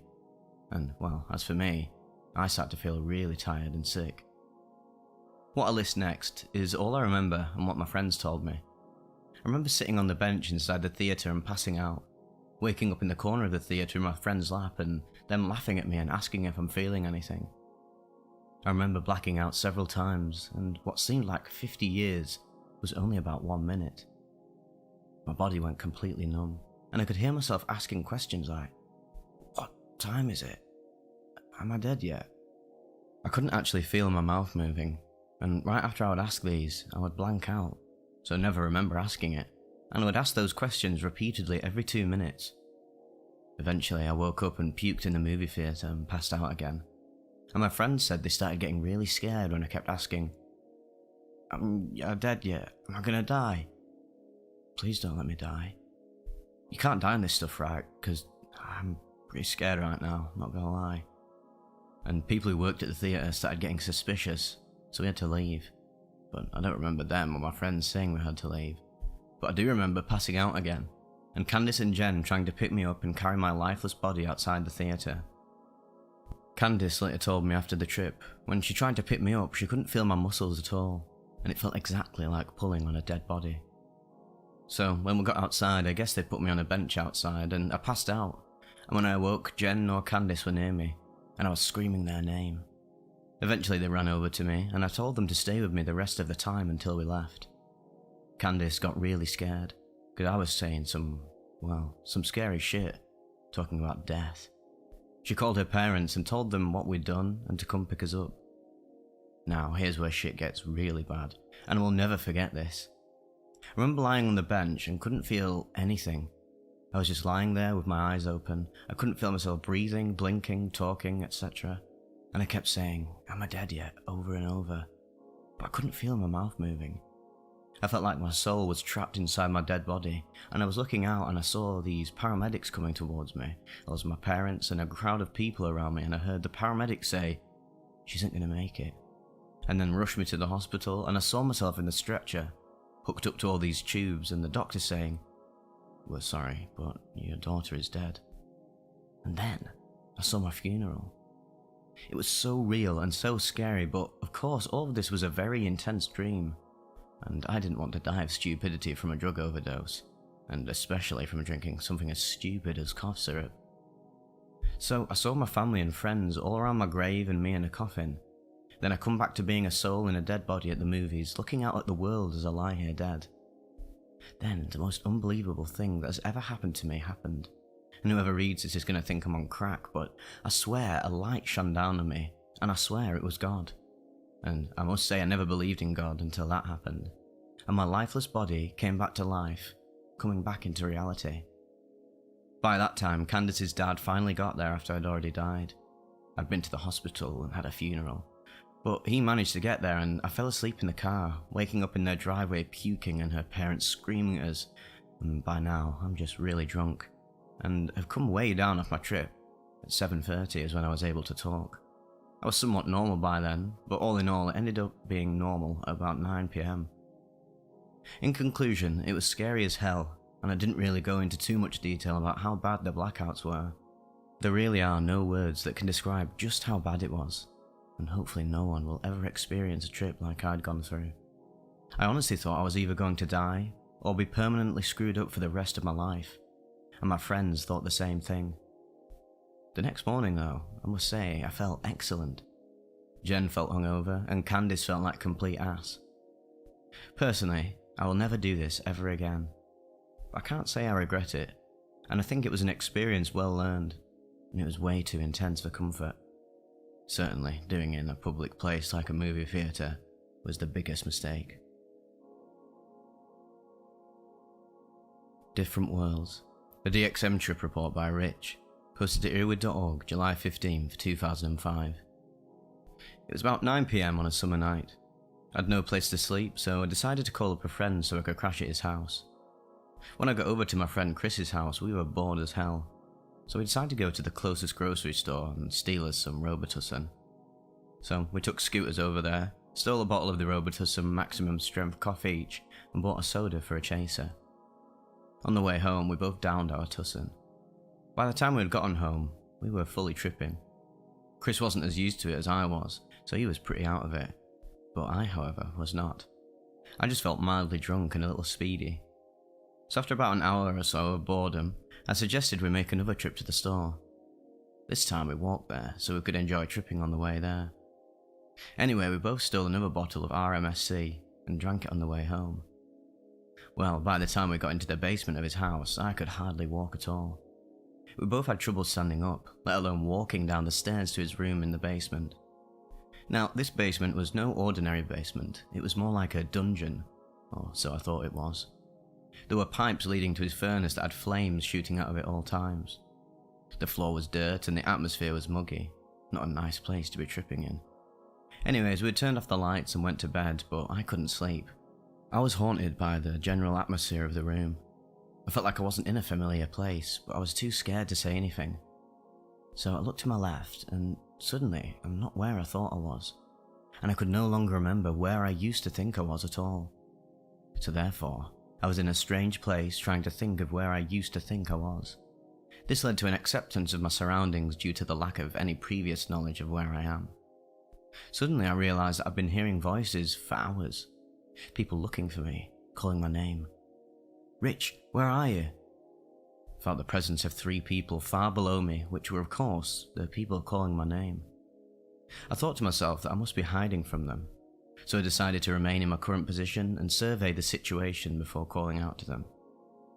I looked down and saw 3 people wearing hard hats and operating heavy machinery and such. So I came up with the conclusion that I was part of some sort of construction crew, and I was just being lazy and not working. I thought to myself that I'd better say something before they leave without me, so I stood up from my bed and yelled out, "Well, here I am, I'm ready to work now." Just then, Chris gets out of bed and turns on the light and says, "What the hell are you doing?" Then I realised I was going to have a really odd night with this drug in the dark, moist basement. I laid back down to try and sleep again, and just as I was falling asleep, it started over again. Only, this time, I was in a different place with absolutely no previous knowledge of how I had even gotten there. This new place was very distinct. I was in a spaceship with millions of other human-carrying pods. There was no gravity, therefore I was strapped to the bed. As I screamed and tried to break free, Chris turned on the light. This same thing went on all night long until the morning, and I really didn't get any sleep at all. I went to various different locations, none of them being pleasant. I was in jail, the bottom of the ocean, even a concentration camp. It's trips like these that really make me think about what kind of a person I really am to dream up such crazy, crazy things.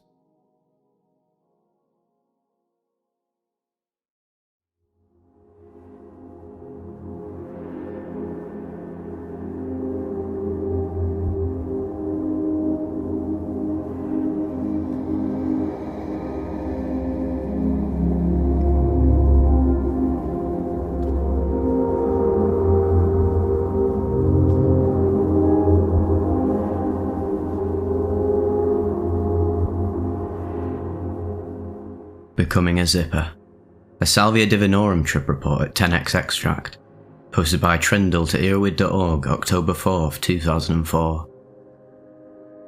After receiving a gram of 10x Salvia extract in the mail, my friends and I proceeded to use the entire gram in one night. Our first 2 experiments were in the dose range of around 40 to 50 milligrams per person. We topped the night off by smoking the rest. 3 people had 100 milligrams each, and the other 2, myself included, had 150 milligrams each. I was completely blown away by the result of this. Setting: my bedroom. Time is 3 AM, and with 4 of my good friends, we're in a good state of mind. Smoked 150 milligrams of 10x extract in 2 bowls. The last normal thing I remember is exhaling and thinking, wow, that was a lot of smoke. Suddenly I became aware of a series of strange zipper-like patterns across the room, running parallel with the floor. Each line was about 1 meter in distance from any other line. Then I became aware of the fact that everything I was seeing was losing its depth and becoming flat, a bit like a piece of paper. Except there were these layers of these papers all standing up straight from the floor. I could move around between the layers in my bedroom. It was kind of like walking through a room filled with freestanding cardboard cutouts, with pictures of my room in each of them. One cutout would be my computer and desk, another my bed, and so on and so forth. The zipper lines were becoming more and more pronounced as everything in my vision started to flatten up. I then noticed the presence of a few beings around me, whom I initially thought to be my friends, who were all in the room at the time. Each of these beings was attached to one of the zipper lines in some way I cannot describe. I could see them in the human form, and they looked exactly like my friends, but I knew that they were all attached to the zipper lines as well. This whole idea was passed to me from somewhere, that these people were the heads of the zippers that held reality together. This was, I assure you, one of the most intricate horrors I've ever come across in my life. The idea that these people were all that stood between reality and nothingness scared the living shit out of me. To my complete horror, I watched as one of my former friends began to walk along his zipper line with an insane grin on his face. Reality began to unzip. I don't really know how else to describe it. It looked exactly like a zipper being undone. The two sections of reality that were previously joined by the zipper began to spread apart. And infinite blackness was the only thing left between the sheets of reality. My friends, I realized, were only some benevolent consciousness wearing their skin. Each one moved and acted precisely the same way they did. They each had this same sick grin on their face. They would unzip their zipper while goading me into letting it happen. This led me to the conclusion that I, somehow, was in control of the fate of reality itself. I fixed the idea so firmly in my head that everything would stop, and reality would zip itself back up. This did not work. Now, I realized that I had no control over the situation, and never had. The beings wearing my friends' faces changed from goading and sneaky to angry and forceful. After this, I was chased out of my room and into the kitchen. I became aware of the fact that I could not move, even as I thought I should be able to. There was some form of resistance whenever I moved, accompanied with this strange zipping sound. I was now a zipperhead, and as I ran, I was unzipping the fabric of reality behind me. Panic hit me very, very fast. I tried to flee the kitchen as the other zippers had followed me, and were trying to catch up to me for what I thought was some purely evil reason. It was imperative that I stayed ahead of them if I were to survive. I made my way through the living room, down the back hallway of my house, and out of the back door. Reality was now completely coming apart around me. Everything had gone quiet, except for the noise of the other zippers following me, and the noise my own zipper made as I moved.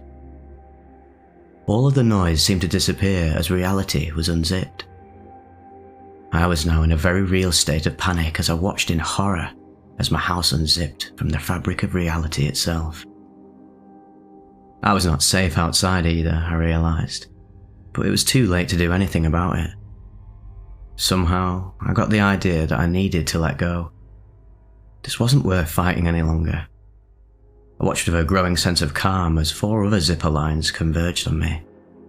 And just as reality was finishing its unzipping, I noticed the presence of one of my friends. He was standing in front of me, looking down at my face. He is taller than I am. "Why are you outside?" he kept asking. I then realized that he was my friend from before, not the head of a zipper. It looked to me as if I was seeing him through a tunnel in the center of my vision. The tunnel widened, and reality as I know it came back to me all at once. I was outside.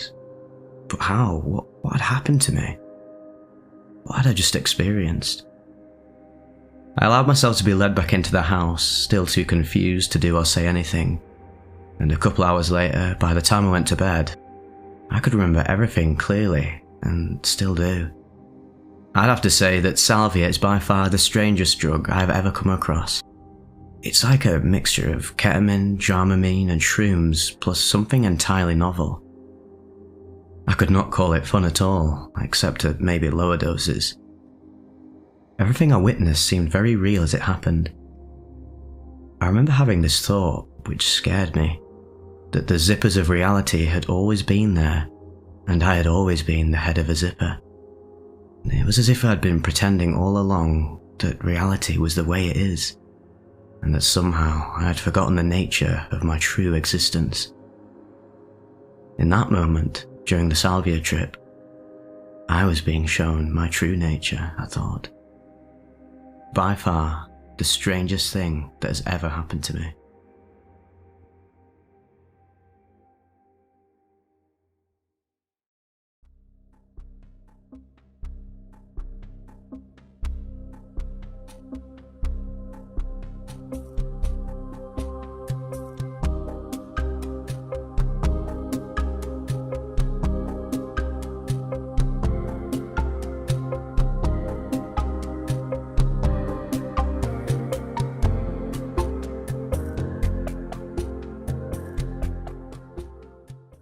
A Day of Introspection, a 2CP and ketamine trip report by Particle 16, posted to earbud.org, May 7th, 2009. I spent a lot of the last week reading experience reports, as well as Shulgin's brief notes regarding 2CP. The reports were varied, and for the most part every bad report I read screamed of people without proper planning, set or setting. This sounded like serious stuff, so it deserved some respect and planning. So we decided to get up in the morning and spend 16 hours on this strange psychedelic after being well rested, and not disrupt the sleeping patterns of our holidays too much. This 2CP I picked up about 4 years ago or so was a side note to a lot of 2CI that I got at the time. The 2CI was pretty hit and miss, a few times being barely noticeable, and one time quite strong. So we had a few caps of 6mg and 10mg. And considering the age, I decided we might as well try with 10. I weigh about 85 kilograms and am a vegan. In the past we've tried a variety of acid tabs, MDMA, baby woodrose seeds, DMT, salvia, several types of mushrooms and a large amount of ketamine, as far as psychedelic substance experience goes. At 10:15 AM, 10mg of 2CP taken in a gel cap with water. Nothing had been eaten since the day before other than a single piece of toast with some nutty spread. 11:18 AM. Something is slowly happening. My back is sore like another report I read, but this could be from the fact that I've spent the last hour running up and down the stairs in the process of setting up our environment, and I'm sitting weirdly towards the PC as the audio cable is a little short to the amp. I generally have pretty bad posture, I think. I feel like the onset of MDMA, but in the very early stages. My cheeks are tingling a little bit, and listening to trippy music on large speakers is a dash trippier than usual. I assume this is anxiety. 11:27 AM. Time to watch something, as I'm restless, energetic. 11:44 AM. Feeling a little giddy, a tiny bit confused and flustered. This could all be anxiety though, with a little bit of jaw clenching and the temperature getting a bit colder as well. Guess we should start feeling things soon. 12:03 PM. Going to the toilet a bit to urinate, probably anxiety again. I'm drinking quite a bit of liquid too. I think I'm seeing tiny traces and shadows occasionally. My stomach is a bit bloated. There's a slight euphoria and giddiness. At this stage I notice a trail of ants going to the dishwasher. For the next hour I swept up ants occasionally and threw them out the back. I think I imagine the amount of ants occasionally though, and as I often do on acid, I get a bit hung up about mess in our very clean place and resist the urge to tidy up. 12:25 PM. There are some fairly strong onset moments. A bit of discomfort, but once I focus on relaxing and getting over those things, they disappear and a light euphoria returns. Throughout the last hour, I felt a little cold, and it's bothered me more than it should. 1:25 PM, things are a little intense by now. Trying to watch a movie till the end, but emotions and feelings seem to be intertwined. I think visuals and the like will hit when I let go. Just getting over the discomfort for a bit. 1:49. Pretty overwhelmed now. Visuals and swirling hitting hard. Discomfort comes in waves and is mainly due to the intensity. I notice stronger colourings in peripheral vision and movement in shadows. A slight trembling like on acid. 2:09 PM. Had to deal with the cat being sketchy. I'm so overwhelmed at this stage, I feel like giggling a lot. 3:18 PM, I'm totally gone now. Very strong swirling visuals and colours are present and typing is very hard. 5:17 PM. Still powerful visuals. Time for some music, I think. The music was rather intense. think we missed a few hours of this at its major peak by trying to focus on a funny series that was a lot of fun, but it can tire you out fairly quickly, especially with an overload of the senses going on. Time seems to have gone rather quickly as well. The visuals during the music were a bit more abstract, plastic and futuristic as compared to the more organic fractals I've felt on acid before. 6:01 PM. Put some food on to heat, and now I put the TV on. Let me say, Bold and the Beautiful is a dodgy show in this situation, but we're having trouble deciding what we want to watch in terms of entertainment. 6:48 PM. Getting tired, still a strong long vibe and colourings. 8:12 PM, and we just noticed in the last half hour that things are starting to wind down a little, having eaten some steamed Asian buns and some fresh Turkish bread with oil. Watched an episode of Jamie at home and craved for some fantastic pumpkin soup. Real craving for tasty food going on right now. E just got a phone call from her mum. It wasn't exactly good news either, but she's holding together fine. So she's had to snap back hard into having it together, and she's had a couple of Panadine too for a mild headache she was getting, and an immunisation injection she had in the morning that has left her arm sore and a little bruised. I made some realisations during the music regarding negativity in my life at work. I feel like I'm going to have a fresh approach on it for the new year. Still considering some ketamine way later, we'll see how that goes. I'm not considering cannabis though. Normally I'd love it to relax and lose some of the edge, but I know that with acid and 2CI it brings the intensity back, and I don't want that either. 11 PM, just passing the 12-hour mark, and there are still colourings, a bit of a fuzzy and confused head, but that's mixing in with the tiredness now. At 1 AM or so, it's time to prepare the ketamine. I crush up 300mg finally and set up my MP3 player and environment. E is a bit too tired for it, and I'm somewhat prepared for this to be very intense, which I know she's not really into, and she's worried about not being able to sleep, as I'm about to find out. I cut the ketamine up into 3 lines and snort the first one. I can barely feel it even going in, which is surprising. So, I clean up the last 2 lines, and after about 2 to 3 minutes snort the last 2 lines as well, distributing them between the nostrils. I go and lie down on the bed. E tucks me in, and I put on some music. From what I remember, I didn't feel the K on set at all, and never tasted it either. From what I remember 2 days later, the trip was beyond intense. Probably the most intense I've ever had, including combining ketamine with 2CI, acid and mushrooms on separate occasions. It's hard to remember sequence, but I do remember bits while being totally knocked out. There is a portion of chamber movement I usually feel on K. These chambers usually involve people that are dear to me, and probably the portions of the mind that store my memories and understanding of them. I feel their essence or spirit. This time it was extremely vivid and in a similar fashion to Neo in the first Matrix breaking out of the harvesting growing chamber he was in. In that moment, I felt like I broke out from the constraint on rails that my ketamine trip usually has, and despite how chaotic it was, I felt a large amount of control throughout the whole journey. I felt interaction with a few beings as well.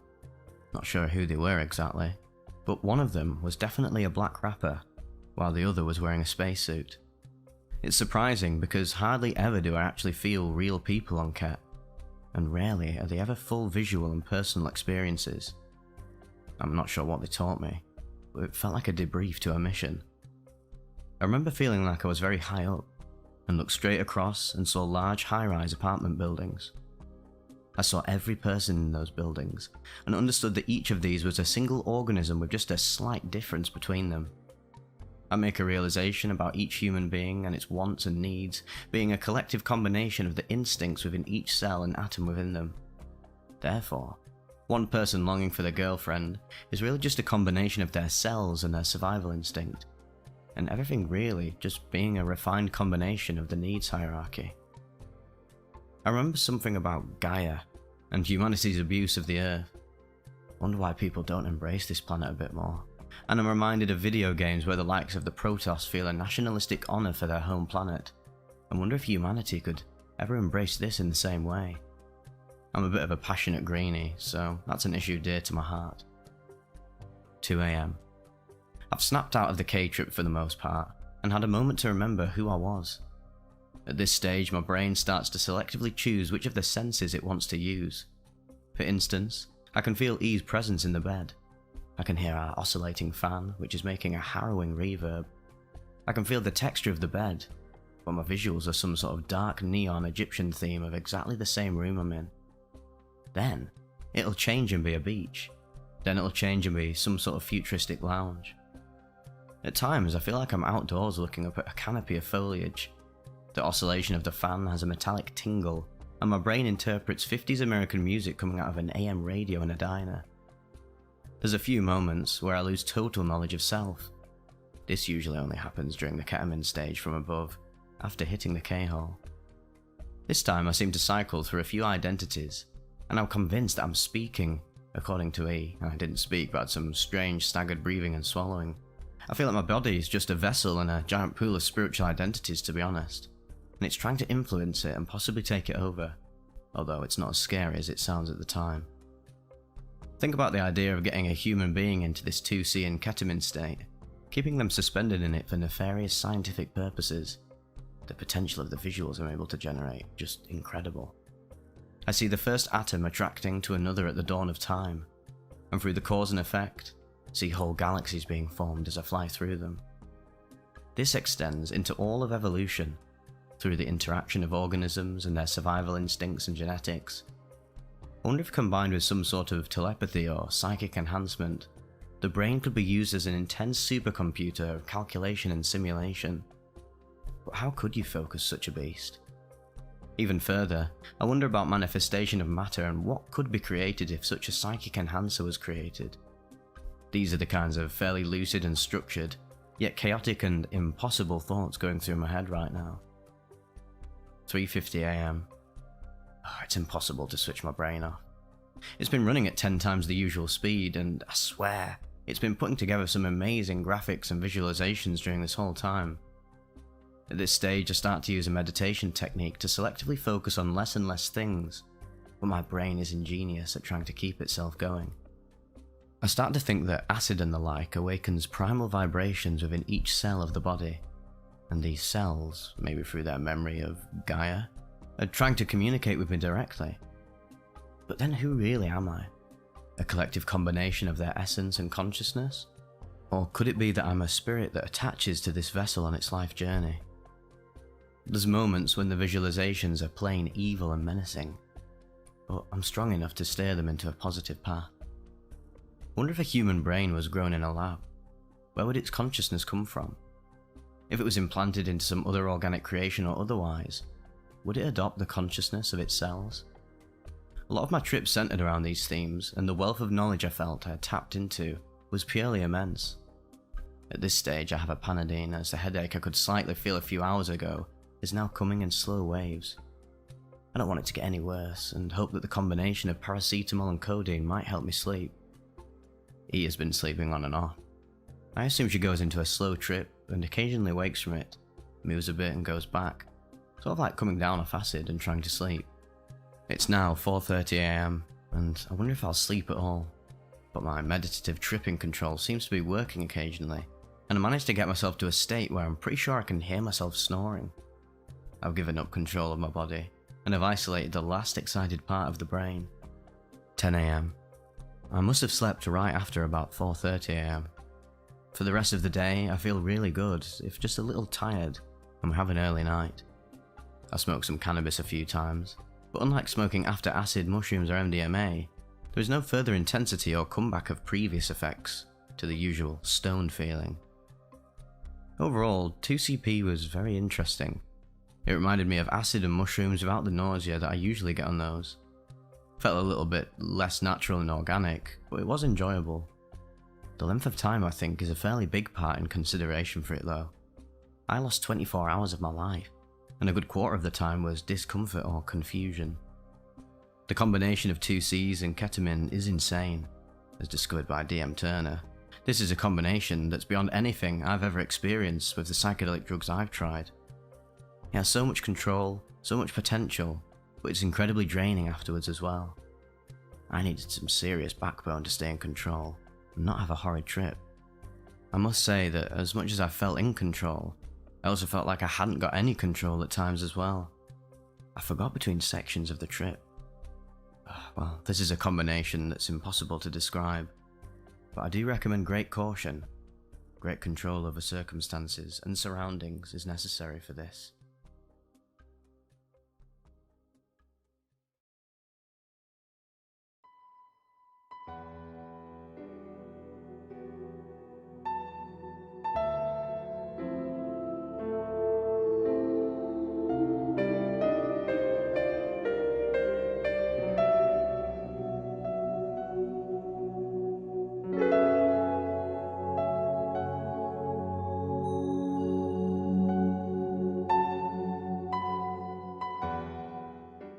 Pain Poultice, an ayahuasca trip report by Dan, posted to EARBUDS.org, January 30th, 2018. I first heard of ayahuasca from a friend who had travelled from Washington to Taos, New Mexico to partake. His tale was intriguing, and I'd previously experimented with mushrooms and acid a few times, back at Grateful Dead shows in the late 1980s and 1990s, so I was aware of how powerful psychedelics can be in changing one's perspective of reality. Steve was married, and prior to his trip to Taos, he typically talked over his wife in what I considered to be an inconsiderate manner. When I visited him at his home upon his return, I was amazed to witness him sit quietly and watch his wife tell stories, all the while beaming his love at her. I told Steve I was very interested in going along the next time the opportunity arose, and a year later it did, and I found myself flying to Taos to meet a Peruvian shaman to take the medicine over 2 nights. Steve told me that there might be a Vietnam veteran there, and that I should avoid sitting next to him. Apparently Steve had sat next to him during a previous ceremony and was overwhelmed with visions of pain and war. When I took the only spot left in the yurt that Friday evening, it was next to the vet. Steve was directly across the room, and 13 other people, including the shaman and his translator, were also present, seated in a circle along the wall of the yurt. After sitting on my blanket on the hard floor for 20 minutes, I realised I should have brought something more comfortable. It would be a very long night for me. My intention going in was to be open to the experience and hopefully to engage with this other dimension I had read about, and perhaps to open up my spiritual self so as to better guide my life. The shaman began the ceremony by blessing the ayahuasca. He opened the liter bottle and blew over the opening several times in between chants. The shaman had rattles and feathers at his side, and during the night he sang his Icaros and shook the rattles rhythmically. It reminded me of scenes of Native Americans and medicine men from old movies and books. The shaman was very gentle in his movements and only looked at us directly when we went up to receive the medicine. I squatted in front of the shaman, who stared into my eyes, sizing me up before pouring the medicine. He was clearly a native Peruvian, small, with leathery brown skin, dark hair, and eyes with an intense gaze. He seemed satisfied with me, and his expression softened as he filled 3/4 of the ceramic cup, about 4 ounces of ayahuasca I would guess. It was thick and pungent, but not wholly unpleasant, and it tasted and smelt of dark vegetation. I downed it and returned to my blanket space. The transition from normal sense to ayahuasca sense was quite slow. I sat quietly with good thoughts and waited with eyes open in the darkened room. There were windows at the top of the circular wall about 8 feet up, but it was quite dark in the desert. After 40 minutes, the first unusual thing I noticed was that there was a presence in the room that seemed to move like a shadow.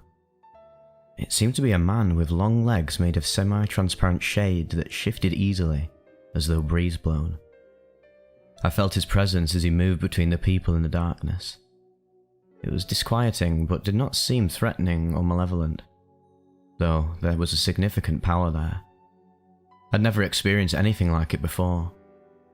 I got the impression that the spirit was taking the measure of the people in the yurt. I closed my eyes and began to get interesting visuals, mostly in outline form, whitish yellow lines on ink black background. It was somewhat cartoonish. Eyes kept appearing in different places in my field of vision. They seemed to be looking at me, and at one point there was the outline of a man-beast. It was a large man's muscular body with a bull's head, horns and all. It stared at me and did a kind of dance, raising its legs and arms alternately. It seemed like a statement of strength. I was born under Taurus in the zodiac, and I wondered if there was a connection going on. These visions were fairly two-dimensional and tame compared to those I had previously experienced under the influence of LSD and mushrooms, and yet they were completely new. There were some disquieting effects as well. I found myself feeling compelled to project my tongue out like a lizard. I felt like I was becoming a lizard, or perhaps reverting to my lizard origins. It felt creepy and prehistoric. I felt like I was meant to be a lizard in that very moment. This aspect of ayahuasca is apparently not unusual, as Chris later confirmed that he experienced the very same thing. At some point, my inner field of vision became a wall of differently coloured blocks that was being slowly built. The bricks would slowly march along to a monotonous dead-clicking sound, and then place themselves on the wall as it slowly grew higher. It was pretty boring to watch, and the mechanical nature of it sort of bothered me. It seemed to me to be reflecting the artificial nature of reality, that it is merely a construct, perhaps a computer simulation of sorts. The emptiness of it from a spiritual perspective was disturbing to me. I wanted to deny it as a possible reality because it seemed to imply that we are all just machines, or perhaps the products of machines. This sense of the mechanical nature of our underlying reality would repeat itself the following night during my second ceremony. Periodically, I would open my eyes and look around the circular room. Occasionally, light seemed to enter the room from the windows at the top of the wall. I wondered whether it was passing cars, but realised we were fairly isolated. My eyes had adjusted to the dark, and I could just make out the shaman as he chanted and sang his Icaros off to my left. By now, there were various sounds from participants emanating from the dark, from moans to brief bouts of laughter or giggling. One guy was having an animated conversation, saying things like, "Nah way," in a very throaty, exaggerated manner, like he just couldn't believe whatever he was experiencing, but he was clearly happy about it. The shadow spirits were still moving about the room, and I could feel them or a breeze they created as they shifted about. They definitely felt very alien, but not necessarily threatening. The shaman's voice would raise up fairly loud in those moments, as though he was trying to control or direct these spirits. We'd been given plastic buckets for the expected purging. I'd read about this aspect of the ceremony, and I kept my bucket close by. I began to hear folks retching in the dark. It sounded unpleasant, but I had no impulse to do it myself. The ayah didn't seem to bring anything up for me. From my research, I had learnt that the shaman believed that people were bringing up poisons from their spirit body that came out as physical matter. The retch could be the bile that contained the emotional illness from past abuse in this life, or even from a trauma in a past life. This was how the medicine worked. The purge provided a physical and spiritual cleansing which healed that aspect of the individual. I didn't purge on either night, but had what one participant with 13 past ceremonies, including weeks in the Peruvian jungle, described as the biggest or second biggest experience she had ever witnessed. That was yet to come though, and it would prove to be one of the most trying events of my life. But before that trial would begin, I began to have a wonderful experience which is quite difficult to remember in detail. It involved more emotion than vision, and it confirmed for me the existence of a higher universal consciousness, which many would call God. My eyes were closed, and the room disappeared as I entered a state of blissful knowing. It was confirmed to me that I was deeply loved and even cherished, and that all was well with me in the world. It's extremely difficult now to remember details, if there even were details.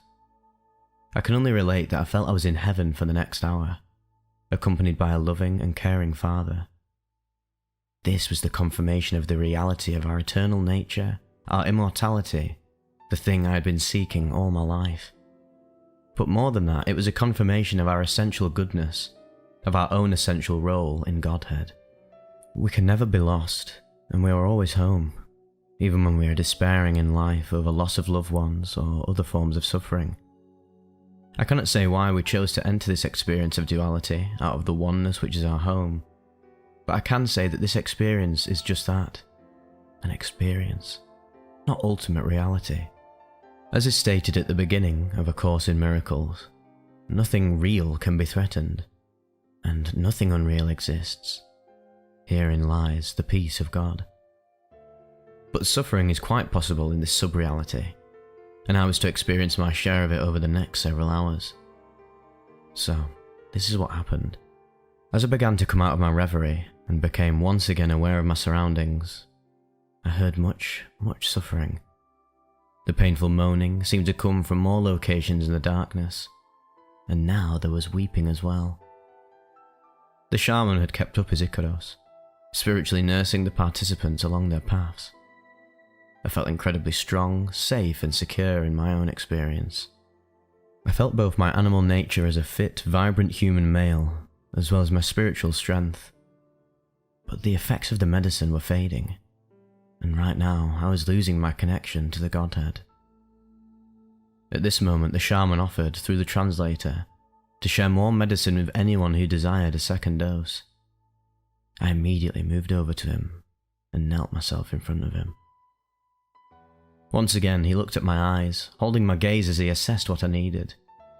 He again seemed satisfied and poured another cup, this time nearly to the top. He blew over it and whispered some words to Mother Ayahuasca, and handed me the cup from both hands, bowing his head slightly as he presented it. I blew over the cup myself before draining it. I nodded to the shaman and returned to my blanket. I attempted to make myself comfortable on the hard floor of the thin blanket. I did not lay down, but sat and focused on my intention. As the audible suffering in the room continued, I realized what I would do, and I made a conscious commitment to Spirit to help those suffering by helping them with their burdens. I thought to Spirit aloud in my head, I can help them with the suffering. I'm strong. It's okay, let me help them with the burden and lighten the load. It was true that I felt very strong both physically and spiritually, but I really had no idea what I was getting into. And so it began. My commitment was honoured. It seemed as though there was a presence in my mind, in the room listening to me. It was a pregnant moment with an air of expectation. Then I sat quietly and waited. This time I kept my eyes open and observed the room as best as I could in the darkness, and tried to remain open to whatever would come. Slowly, I began to feel miserable. Physically, the hard floor felt like concrete to my bones and flesh. The thin blanket provided no relief. I kneeled with my back straight, committed to whatever would come. I began to feel abandoned and alone. I had an internal sense that I would be required to purge, so I began to focus on my gut, and my body occasionally emitted quiet groans as the physical misery, both within and without, intensified. By now I'd completely forgotten my commitment to assist others with the suffering, and my sense of spiritual, physical strength was utterly gone. I felt weak and alone, shackled with misery that seemed to grow exponentially as the shaman sang his Icaros. I began an internal dialogue with the shaman. I alternately begged him to shut the fuck up, or at least help me with this horrible crap I was going through. It was like I was 10 months pregnant.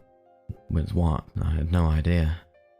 But I concentrated on my bucket and willed myself to purge, to no avail. I'd lost interest in what the others were doing. I was at war with the shaman. Each chant of his Icaros seemed to serve to intensify my suffering. He got louder and louder as I stared across the room at his dark form and ordered him to shut it down. I stared with angry eyes, blaming him for my suffering. With each negative thought, his voice seemed to respond with a counter that overrode my will. I was losing this contest badly. We'd been told not to speak to each other during the ceremony. We were to allow each other to experience our path without interruption. Nonetheless, the man to my left, who was seated on a small, tri-legged folding stool, whispered to me, "If you take some water in your mouth, it can help with the purge. Just take a sip and work it around in your mouth." I looked over at his outline in the dark, saying thank you, and picked up my plastic water bottle. I took a sip and held it in my mouth, working it around in an effort to draw the purge up from my gut. I was reconfirming my commitment to do this the right way. My focus through the pain was intense. I accepted the pain, but was determined to overcome it, to do the right thing, to finish this off. I worked the water around for a few minutes and then swallowed it, with some spilling from my mouth onto my shirt. This immediately felt like a fail to me. If I swallowed the water, it would not help me purge, and I desperately wanted to purge as I believed this was the key to ending the blackness of suffering. I took another sip, but this time determined not to swallow it. I would work it in my mouth until the purge came. As I worked the water around in my mouth, over the teeth into the left cheek, back over the teeth and tongue into the right cheek, it began to seem to come to life. After 10 minutes, it seemed to solidify into something not water. It also seemed to take on its own energy. It seemed to begin to dart around my mouth like the pointer on a Ouija board. It felt alive somehow, and it felt fetid and horrible. It was a horrible, fetid thing inside my mouth and wanted nothing more than to spit it out into my bucket. Oh, fuck the purge. It had to go. But I had committed, and I refused. I was at war with this thing. I would not eject it until the purge came. And I did feel like puking. Anybody would.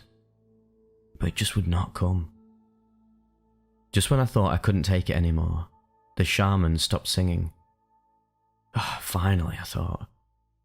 But he said, "Now we shall have 10 minutes of complete silence." What? I hated him then. I hated him with every fibre of my being. He was determined to torture me. I was sure he could feel my fuck you from across the room as this bolus of fetid putrescence sat in my closed mouth. I whimpered a bit as I settled in to wait. My mouth was quiet, and I breathed through my nose as my aching knees and back cried out. I was physically miserable and mentally despairing, but I refused to give in. After the longest 10 minutes of my life, he began singing again.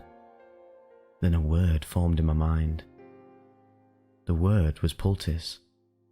I didn't think of what the word meant, it simply arrived. It was difficult to believe that this thing in my mouth had begun as water so long ago. I was thinking about how absolutely vile it was and how desperate I was to spit it out, purge or no. And then after that I had a realization. I was not allowed to spit it out. I was to swallow it. The grossness of this realization cannot be overstated. The notion alone should have been enough to make me puke, but I knew that was not going to be allowed. Whatever or whoever was directing this show told me to swallow it, and so I did. I felt that thing every millimetre down my throat, through my esophagus and into my stomach. And when it hit my stomach, I felt it split up into a dozen different rays of what felt like some demon and shoot into my body in all directions. I felt it happen, and at that moment several people let out horrified moans of disgust in the room in unison. I'd forgotten about them. Apparently there was an audience for my misery. I felt like an abandoned, worthless, disease-ridden dog, sulking in the corner of a dark alley, hiding from the beatings that marked its hopeless existence. This was not success, this was failure. I hadn't purged, and I would not be allowed to. What in God's name was I doing? At this point, someone lit a small candle in the room. I watched the light flicker in the dark. I focused on it, and it even helped. Only a few people had taken a second dose, and people were moving about, apparently leaving. Others were wrapped up to sleep. But I wasn't finished. I knew that. Steve's face appeared next to me. I told him I didn't know what to do. He told me with a smile that I'd already done it. Now that was like a lifeline to me. It gave me some hope. I'm good? Really? I thought. Surely I can stop now. The host shooed him away. Let him do his process, she said. The shaman and his assistant, a pretty young lady in her mid-20s, moved in front of me and asked me how I was doing. I told her I didn't know, that I felt lost in a wilderness of sorts. The shaman lit some tobacco and began blowing it on me, down the back of my shirt, down the front of my shirt, and on the top of my head. He shook his rattle around me as well, chanting the whole time.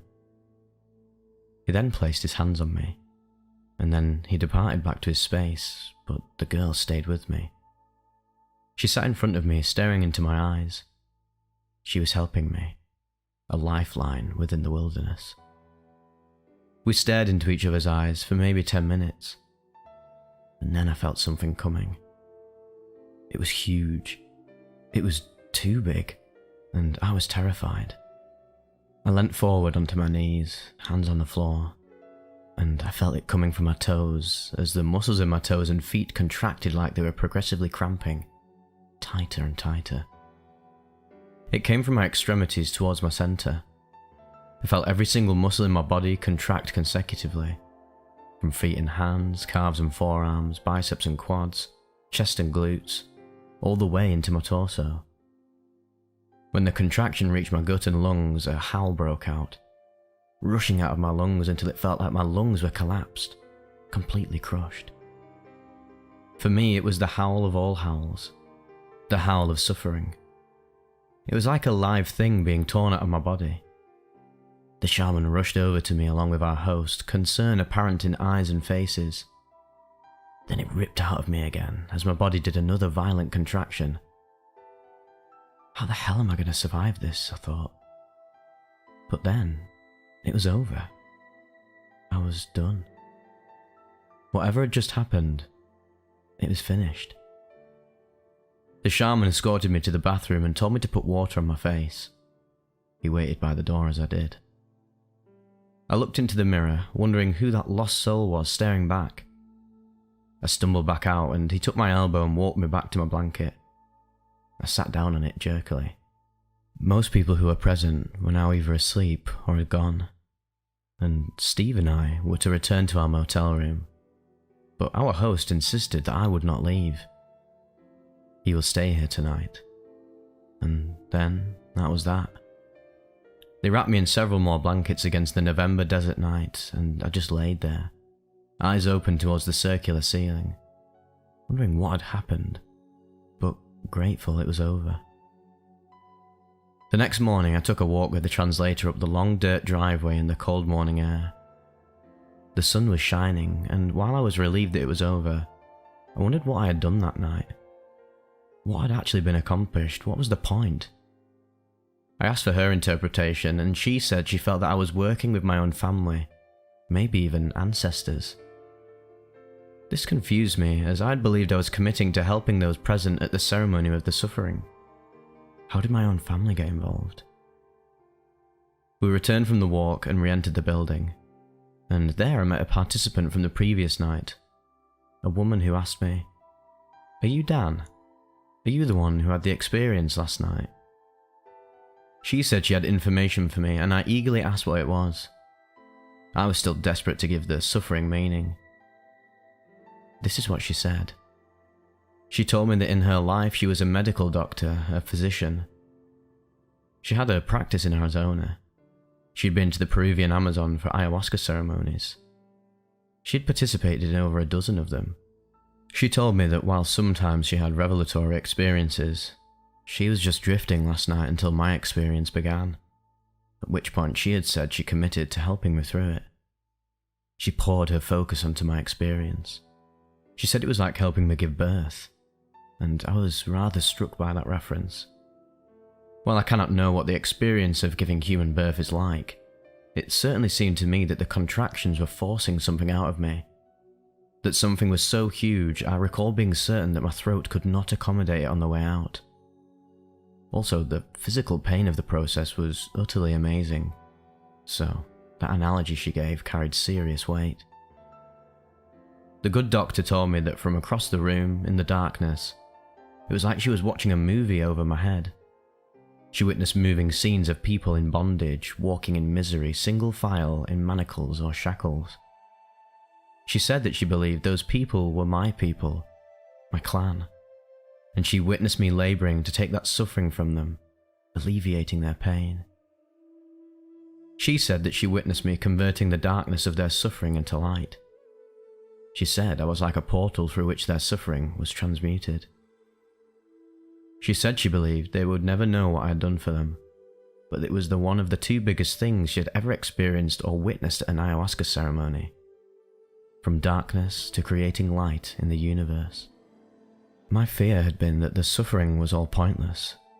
For one, I had no sense of accomplishment from the experience, just relief that it was over. Then the word came back to me.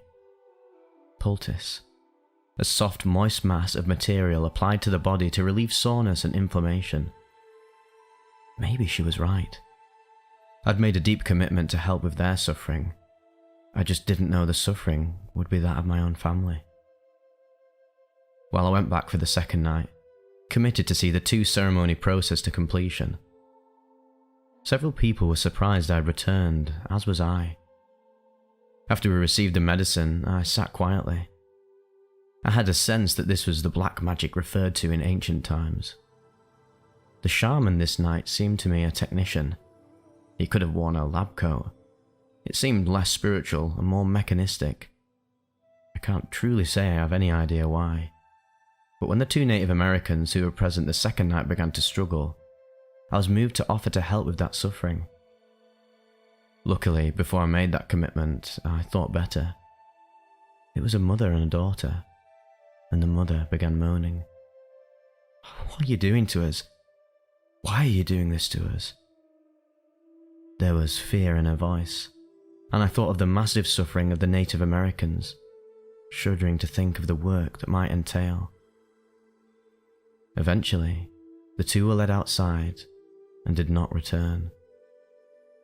Once as poultice was enough for me. The Gift of Gratitude, an ayahuasca trip report by My Cup Runneth Over, posted to earbud.org, April 4th, 2020. In the final months of 2019, I went through the double whammy of breaking up with my fiancée and having my father pass away very suddenly within a month of each other. I started seeing a therapist to talk over my anxiety, depression, anger and grief. This was helping, and I felt that my inner life was taking an upturn, so I wanted to make sure I didn't lose that progress. I'd heard about DMT and ayahuasca when I was in college, and I was always curious, but could never find it to try it out. In 2016, I signed up for an ayahuasca experience when I was in Peru, but I ended up bailing on it due to the setting feeling pretty sketchy at the time. So my journey to find ayahuasca lasted over a decade, until this year when I had the time, money, and mental state required to tackle it. I did some research about retreats in South America where I could do it without any kind of legal concerns. I settled on a 7-day retreat in Peru where I would experience 3 ayahuasca ceremonies, as well as a Bufo Alvarius ceremony, a Tobacco Rape ceremony, and a San Pedro ceremony. This is the story of the first ceremony. I signed up about 4 weeks before the retreat was scheduled to start. I had my medical intake call with the doctor 3 weeks ahead of travel, and I stuck to the diet relatively strictly. A brief summary. No red meat, no caffeine, which I spent a week tapering off. No alcohol, low salt, low sugar, no dairy. This started 1 week before. Very little food with tyramines, which I'd never actually heard of before now. It is a monoamine compound that can interfere with the medicine apparently. And finally, no prescription medication at all. I took a painkiller once in the week before the retreat. I spent the day of the ceremony in various parts of the Sacred Valley, Calcha, Pisac, Urubamba, hearing about the dialogue of opposites and how the Incas and the Peruvians think about the land. I had my last meal at around 2:30 PM, which was a small portion of chips and guacamole, and some lemon, ginger and honey tea. My last drink of water was at 5 PM, and I arrived at the temple at 7:15 to prepare myself for a 7:30 start. 10 other guests of the retreat were joining me for the experience. 6 Americans, 3 Aussies and 1 Kiwi. The gender makeup of the group was 7 men and 4 women. There were 2 shamans and 2 facilitators present. One by one, the guests were brought before the facilitators and offered their dose. We were told to have an intention ready to offer to the medicine, silently. Mine was to feel unafraid, of people, of asking for help, of showing who I really am to others, of connection, and of losing control. I took half a cup of the medicine. I cannot say what the size of the cup was, but it looked like an extra wide double shot glass. I was later offered a second dose, which I turned down. The syrupy liquid, which had a consistency like a watered down honey, tasted very woody and bitter, but the taste only lingered for a short time. I rinsed my mouth out after about 5 minutes once I was sure that I swallowed all of the remnants. Within about 15 minutes of downing the medicine, I began to feel feverish. It started in my forehead and spread over the side of my face before travelling down my body. It was a little bit chilly in the temple, so this was my sign that things were about to kick off. With my back upright on the mattress and my eyes open, the world started to open up in front of me, with repeating patterns of purple and green overlaid on the near pitch dark room around me. I thought that if things were this strong with my eyes open, I should definitely close them. The visuals became a lot more vivid with my eyes closed. They morphed into a white, black and blue steel pattern that formed a bird-like figure in front of me, with an endless wing in a spiral shape curving downward. The light was interesting to me because during my normal meditation, I often have trouble imagining the purifying beam of light that some people use to focus their breath. I was drawn into the figure and transported to a view of a line or semicircle of entities. They didn't really show their form to me. I was brought before one of them and felt or perceived the words, "This is a gift." The songs kicked in hard and the shaman's voices and notes influenced the visuals heavily. I have audio-visual synesthesia already, but this was so beyond anything that I had ever experienced before. After 10 or 15 minutes, I had my first purge. My mind kept being brought back to my body with a minor gagging sensation, but I gladly let it happen.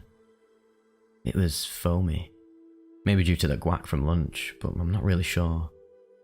I had 3 or 4 more purges after this, at times of great beauty in the Icarus sung by the shamans. I spent probably an hour just staring open-mouthed in awe at the ceiling, which wasn't really there, being shown all my memories and relationships in life.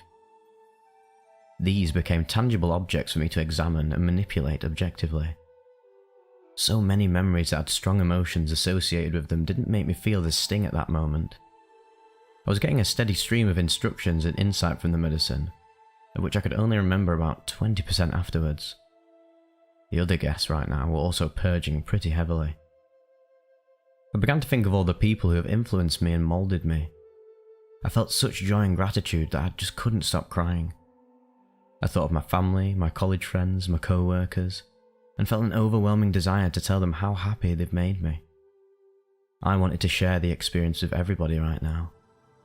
It was the happiest I've ever felt in my life by a long shot. I came back to my body once with the sudden fear that I was about to pee my pants, but the feeling passed.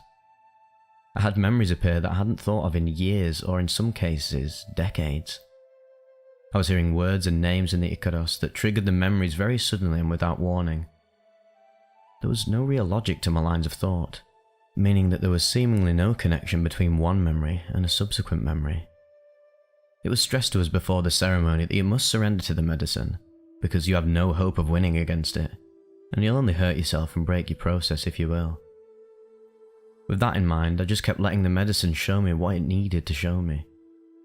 The times when I actually started to resist seemed to coincide with the times when the shamans would have during their Icaros, and it seemed to be bad for them, so I did my best to just go with the experience.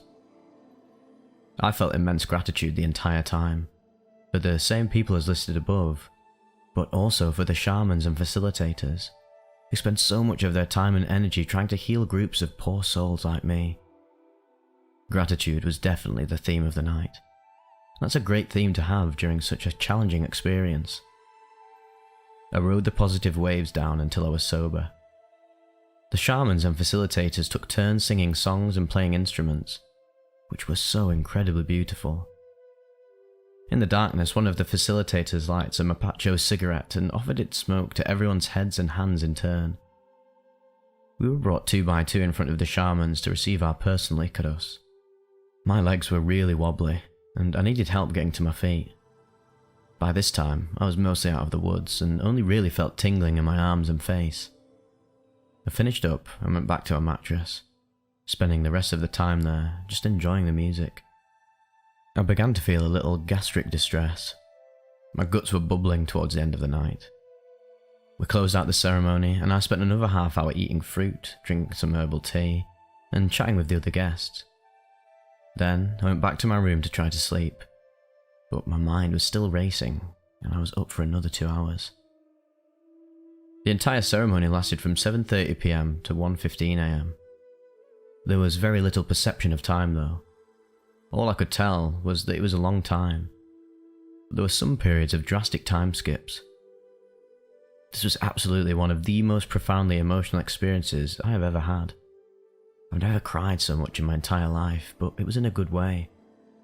They told us that no matter what, you will purge what needs to be purged in whatever form is most appropriate. The constant flow of tears felt good because I wasn't an overly emotional person for most of my life. So maybe the energy blockage that was removed from me was in my tear ducts. The first experience was completely positive for me. I thought about my family and how we would adjust to my father's death and what I could do to make their lives easier and how I could help them deal with the loss. Since my intention was to feel unafraid of connection, maybe the medicine was trying to show me how much I had to feel grateful for.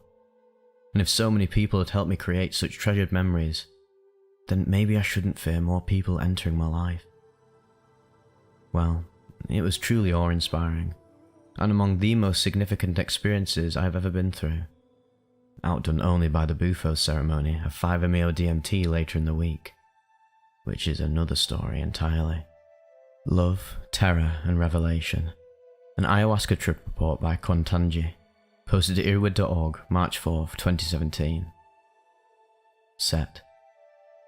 I had done what I told myself was ayahuasca twice before, using Syrian rue and Mimosa hostilis. This would be the first time using the traditional recipe of Banisteriopsis caapi and Psychotria viridis. A note on the timing of this journey. 4 days earlier I'd lost my brother-in-law, who'd been suffering from liver disease for almost a year while awaiting a transplant, and I was with him when he passed. This was weighing heavily on me going into the journey.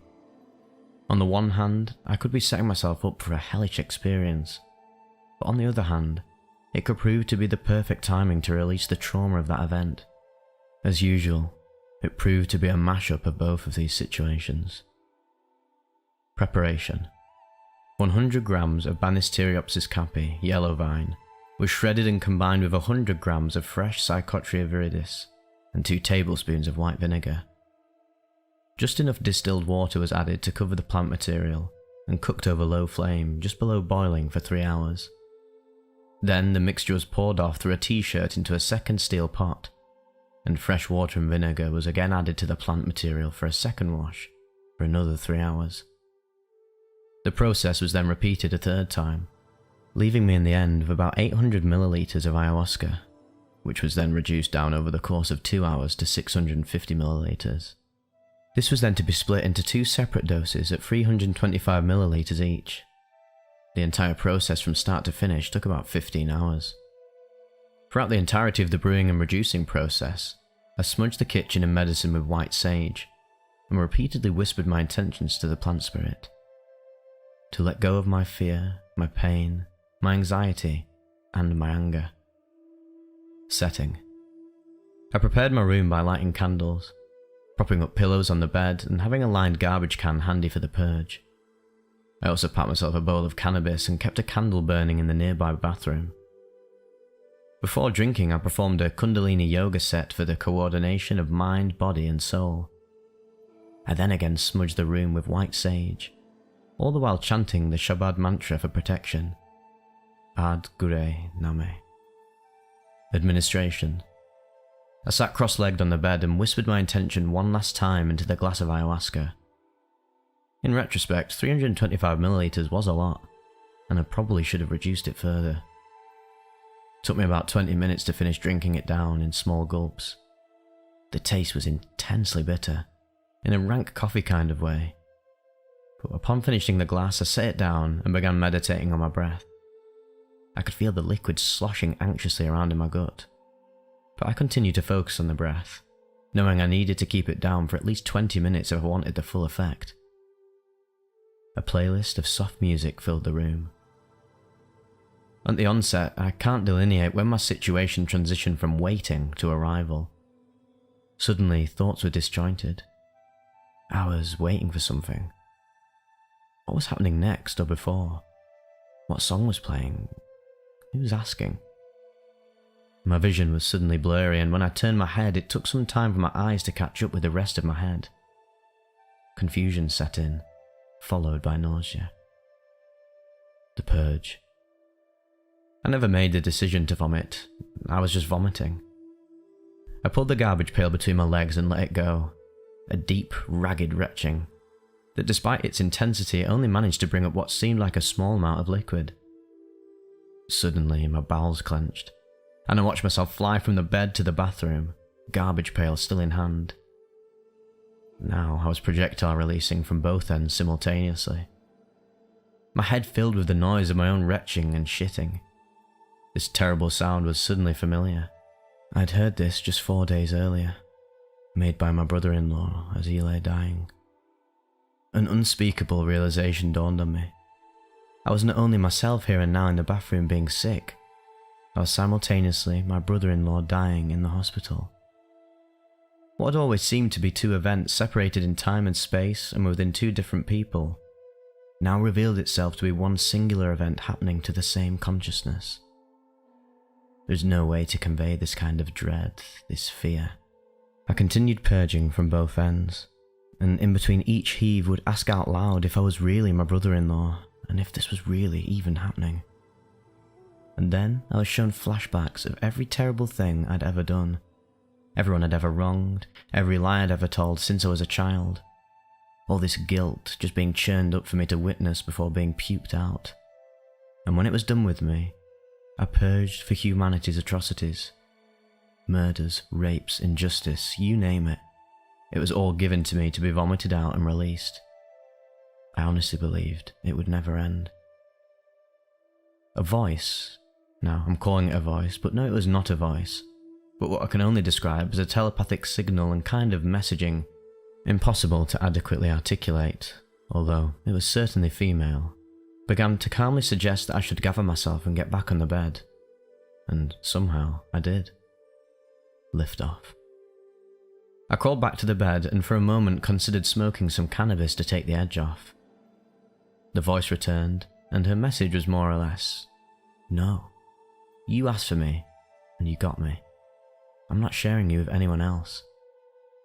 The voice struck me as that of a jealous lover. I laid down and closed my eyes. 1,000,000 lifetimes and the talents of every great artist who ever lived would not be enough to even approximate the utterly impossible beauty that surrounded and enveloped me in that moment. Blues, pinks, greens, yellows, snaking vines and embracing tentacles of galactic vegetation. Pulsing mounds of shimmering alien flesh, dripping with thick, wet jungle, sex and death and birth, and every stage of life and being in between. A vaginal opening in the center of my vision, pouring forth a light that was the source of all creation, and from it poured a rainbow of primordial language and symbols, the very foundation of universal mathematics, the archetypes of cosmic structuring. My soul shook with orgasm as I was pulled apart and painted upon the entirety of existence in the same pattern that I beheld. All these silly words I have to use, what's the point? It's simply indescribable in the end. I've smoked DMT before.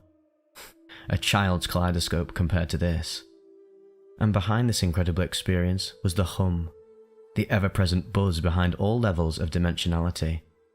And also her, the vine, with me, massaging towards and through me with her tendrils, working her love deep into my astral bodies. Panic.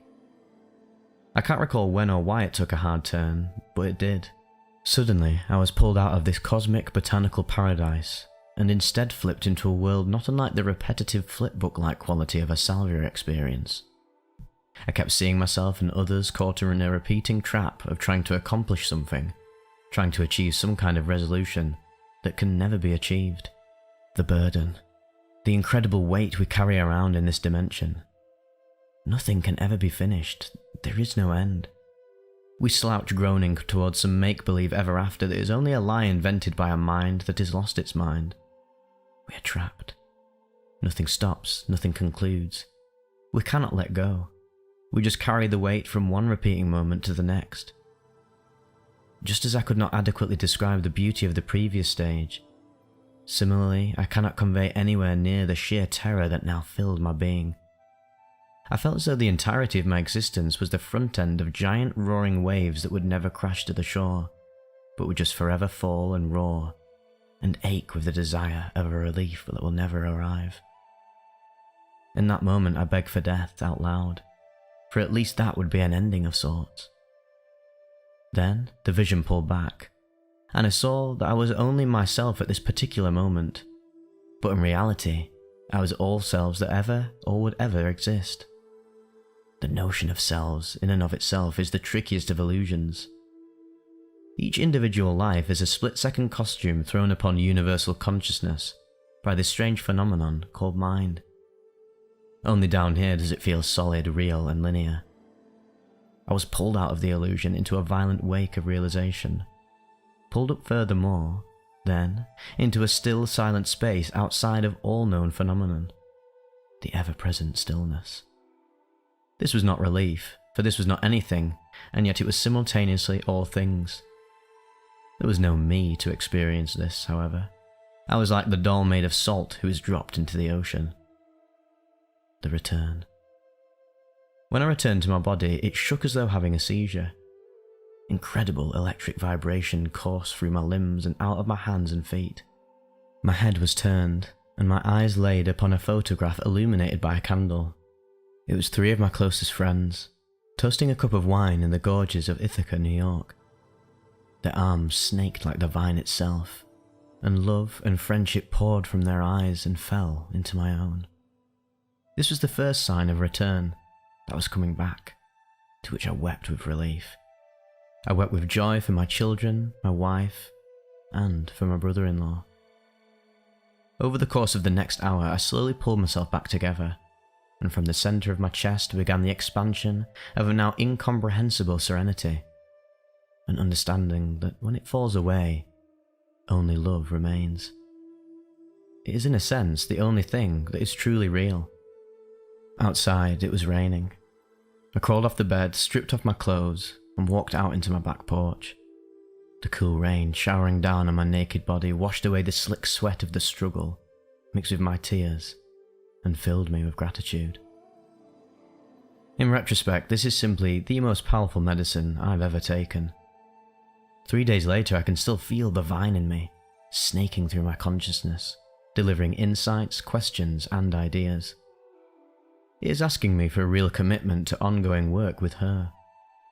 I feel no real choice but to oblige, although I believe the course now to explore smaller doses and perhaps even with some vine-only brews. This experience was less a first step and more a complete purge. I know I can integrate this, but I don't believe another balls-to-the-wall soul fucking is what I should be seeking the next time. I've been shown her powers, but to truly learn and grow with this teacher, I believe I need to start from the beginning, with small, slow steps. Communion with Spirits, an ayahuasca trip report by Hemlock, posted at EARBUDS.org, November 21st, 2011. I've participated in about 25 ayahuasca ceremonies over the years, and I found it to be the most profound and productive plant which I've encountered. I only use it in a ceremonial setting, as that augments the experience tremendously. The following is a description of one of my journeys from a couple of years ago. We meet in a large room which can be darkened almost to pitch black. This adds to the internalization of the journey, and helps to make the experience as individual as possible. After I set up my chair, percussion things, water, tissue and bucket, I spend time outside greeting friends and getting to know the first-timers. I always enjoy it when we have a good number of first-timers present. After we're called in, the shaman explains the ceremony and effects of the plant, and some of the newbies ask questions. Then, we're ready to go. We get smudged and sit quietly while the shaman sings and prays, awakening the spirit of the plant. One by one we approach and drink. I've become much more sensitive to the plant over the years, and usually only drink a small amount. But in that moment I wanted to do some hard work, and drank an entire cup of maybe 1 to 1.5 fluid ounce. The taste of the brew is difficult for me, and I have to work a bit to keep it down immediately. After everyone is drunk, we sat in darkness and quiet until the shaman offers another prayer, beginning his songs or ikaros. About 45 minutes into the ceremony, I begin to get the familiar geometric visuals and buzzing in my head, which signal the onset. Very quickly I begin to experience the presence of spirits. The first spirits I see are shamans dressed as large birds. They are dressed in white robes with decorations, and are standing in a line which extends as far as I can see, one behind the other. The message I get from this is that the ceremony is the result of ages and ages of people using this brew to gain esoteric knowledge, and that this knowledge is real. After all, people have been studying ayahuasca for far longer than they've been studying science. Fairly quickly the line of shamans fades, and I see the shaman building the foundation for our journey. He builds a space of sorts for us to be safe, and begins to ask for assistance from various plant and animal spirits. Ayahuasca, flowers, trees, jungle cats, hummingbirds, etc. are all invoked. As this progresses, I experience myself in a large cave with people dancing in a ritual manner. Very powerful. The shaman continues with his songs, invoking and evoking different experiences. After about 1.5 hours, I purge, and then relax a bit into the rest of the journey. So far, so good. At one point during this journey, I began to meet strange entities. Some of these entities may give gifts, some seem to be just there for the visit, and some of them do work on me. One entity was a large being with a metallic face which had several different planes. His body was covered with a sort of cloak, and after he stood and looked into me for a while. He opened the cloak, and another face with a long probing nose began to work on my heart chakra. Another being, similar to a large mosquito-type insect, came and sat on my chest, which removed the top of my head and worked on my brain. One of the things which makes the ayahuasca journey so different from other psychedelic experiences is the degree to which it is shared. After this particular journey, a man across the room asked me if I was visited by a large insect-like being which worked on me. Keep in mind that our ceremony is conducted in almost complete darkness. My daughter, who was also at this ceremony, was also visited by the man of the metallic face. After the visits from the beings, I began to slowly come down. The shaman asked several of us to play our instruments or sing if we feel called by the spirit of the plant to do so. I am able to join in the drumming and later to play the guitar as well. While playing the guitar, I was able to experience how my playing affected others in their journey, and to be able to help them with the work. This is the first time that I've had a taste of what the shaman must be experiencing most of the time. Several people purge while I play, which brings a great sense of accomplishment to me. After about 5 hours, I am down enough to stand and walk over to eat a light meal. This is always one of the more wonderful things about our ceremonies.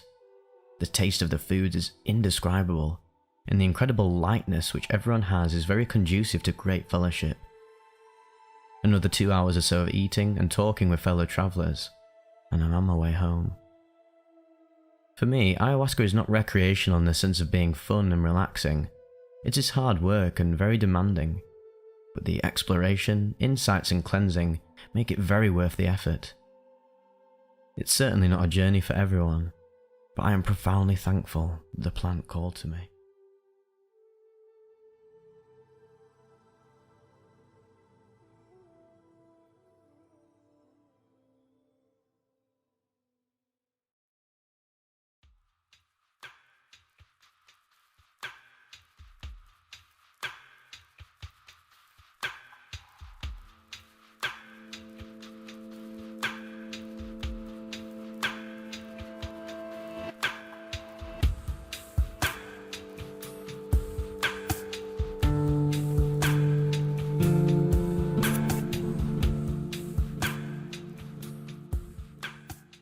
The symbiotic relationship between the physical, the oral, and the visual. A 2CB, ketamine, and cannabis trip report by Joel. Posted to EARBUDS.org, April 12, 2007. This is the third time I've taken 2CB, and it came in pill form as opposed to the stronger capsule form of previous experiences. The effect was not nearly as intense as on other occasions, and the predominant sensation was one of nausea with subtle visuals, i.e. a shimmering colour hue, and slight kaleidoscopic patterns appearing on top of rather than inside objects, as in the case of LSD and psilocybin, etc. Feeling somewhat unfulfilled, I administered a substantial line of ketamine, perhaps 1/10 of a G, and smoked a couple of cannabis joints, tripping out nicely while watching Braindead. My out-of-body experience, however, occurred whilst in bed about 5 hours after ingesting the 2CB. In bed, I snorted a large line of ketamine, and about 5 minutes later became aware of a tinnitus-like noise in my ears, which could have been there a while, but only entered my consciousness at that very moment. The ringing then began to fluctuate musically, creating the most intense and beautiful, sometimes frightening noises imaginable. Accompanying this were equally intense fluctuating illuminations, starting as flashing waves or sheets of light, and eventually transforming into vivid moving images of everything and nothing. I've experienced these sensations before, but this time I became aware of my body moving when it was actually stationary. I encouraged these feelings and allowed myself to suspend reality by becoming a floating consciousness, free to travel where and when I wished.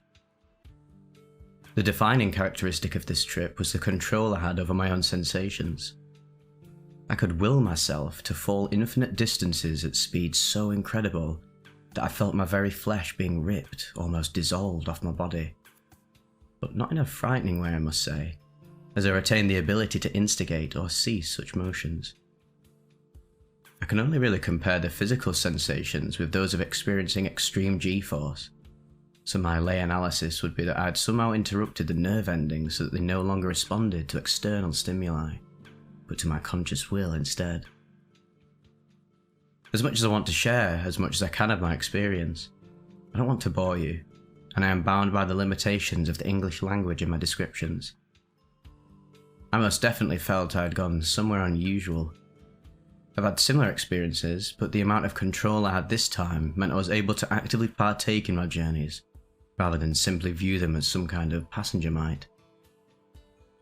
One particular vision and sensation, which was more fun and entertaining than mystical and divine, was watching and encouraging the walls of my bedroom to disintegrate, leaving the frame of my room suspended in this infinite void. Using my imagination, I was able to make myself think my whole room was swinging, pendulum-like, in massive sweeping circles, and my body felt as if this was actually happening. At one point, a feeling not dissimilar to that of sand giving way beneath one's feet at the seaside became apparent inside my back and legs. It actually felt as though I was dissolving into my bed, until I was nothing but pure consciousness. What made the whole experience, around 3 hours of going in and out of trips with ketamine top-ups, special, was the symbiotic relationship between the physical, the oral, and the visual. The music would change dramatically if I opened my eyes, or if I decided to move in a different direction. The visuals would alter if some external sound entered my consciousness, and might send me flying off at the speed of light in the opposite direction. I remember opening and closing my eyes to hear the music dramatically speed up with eyes open, and slow to a trip-hop pace when closed. I felt fine the next day, though slightly withdrawn and thoughtful. If anyone has similar experiences, or knows different techniques for this, I would greatly value their views. Course change. In the autumn of '97, I arrived at university. The previous year had been very traumatic for me. I had been through a very messy breakup, was told by my doctor that I never may play sport again at anything approaching a decent level, and to top it all off, I was flirting with alcoholism, having been sacked from a part-time job in a local shopping mall for arriving drunk. And so it was with gratitude that I took this opportunity for a new start away from all these hassles, and moved in with some wonderful people who made me feel at home straight away, though I was still drinking nearly a bottle of vodka every day, unable to completely leave everything behind. 2 or 3 weeks into the term, one of my flatmates turned up with a bag of ecstasy, an old hand at such matters. He asked me if I had ever indulged. No, I replied, but if you're offering? Okay, he said, adopting a more serious tone, as long as you're not drunk. Luckily, I had been working that night, and keen not to repeat the mistakes of the past, I managed to stay sober. So despite my calm exterior, it was with some trepidation that I gulped it down along with my flatmate, his girlfriend, and her best friend. I spent most of the next 20 minutes running around like a headless chicken, making cups of tea and tidying my room, despite the others' insistence that I should sit myself down and have a spliff. My flatmate's girlfriend put some deep, expansive house music on, and I started to skin up, grateful for something to do. A couple of minutes later, the joint was complete, and I looked to see 3 beaming faces, all looking at me. I took this as a sign that they all started to feel the rushes, about the standard 30 minutes after taking the tablets, but was concerned that I was still yet to feel anything myself. Don't worry, was the general consensus in the room. They're really good pills. It will happen soon. Sure enough, as soon as the joint was lit, I felt an explosion of pleasure emanating in the pit of my stomach, as wave after wave of pure ecstasy shot through my body. I was aware of the corners of my mouth turning up as I took deep breaths, loving the rushes but unwilling or unable to completely let go. My flatmate turned to me and asked me if I was cool. He had noticed I was coming up, although I had been very quiet. Yes, I was cool, I thought to myself. Everything is cool, I replied. He smiled and hugged me tight. We were joined in the middle of the room by the 2 girls and stood there, transferring rushes of energy between each other. An hour after my first tablet, I was well and truly sold. We had moved to the back garden as it was a very mild evening for early October, and it was decided that we should take another one. I sat in the tree at the bottom of the garden, which affords a beautiful view of the river estuary, and felt very connected with it all, in a way that I have since only experimented with hallucinogens, which, as it turns out, were next on the menu. My flatmate walked to the shop with his girlfriend to fetch skins and cigarettes, leaving me at home with this other girl, whom I was meeting for the first time. It was soon evident there was no need for meaningless small talk. As most of you are probably aware, you get to know people very quickly when you take drugs of any kind with them. But this seemed to be such a special bond that it was almost with disappointment that I heard the key turn in the lock, and the 2 happy travelers bounded back into the room. It turned out they made a detour to pick up some 2CB, which I had never even heard of, let alone taken. However, I was in an adventurous mood, and as they were so small, we all decided we should take 2 each, as recommended, just as we had stopped peaking on the ecstasy. It was late, and we lived in a relatively unpopulated area, so we decided it was safe to go to some local common land for a walk, which is where the trip really came into its element. The grass was all surrounded by a shimmering green light, and the moon and stars were simply awe-inspiring, as was the depth and breadth of vision. In the space of one evening, the world had become a place of wonder and interest again. The problems of the past were in perspective, and the future was looking rosy. The 4 of us sat on the brow of the hill, from which you can see most of the town, as the sun came up and people started their day. I was astonished to know how much like Toy Town this all looked. Unreal, if not exactly unfriendly. The clouds formed animals of all shapes and sizes as we sat in awe, feeling the last of the ecstasy leave our systems, smoking grass, and reflecting on a truly life-changing experience, for me at least. 2 years on, and this trip still has the same resonance as it did that morning. I now drink once a week or not at all, and have a healthy relationship with all drugs. That night, ecstasy released me from the past, and 2CB allowed me to look at the future with less jaundiced eyes. The girl I met for the first time that night is now my girlfriend of some 2 years standing.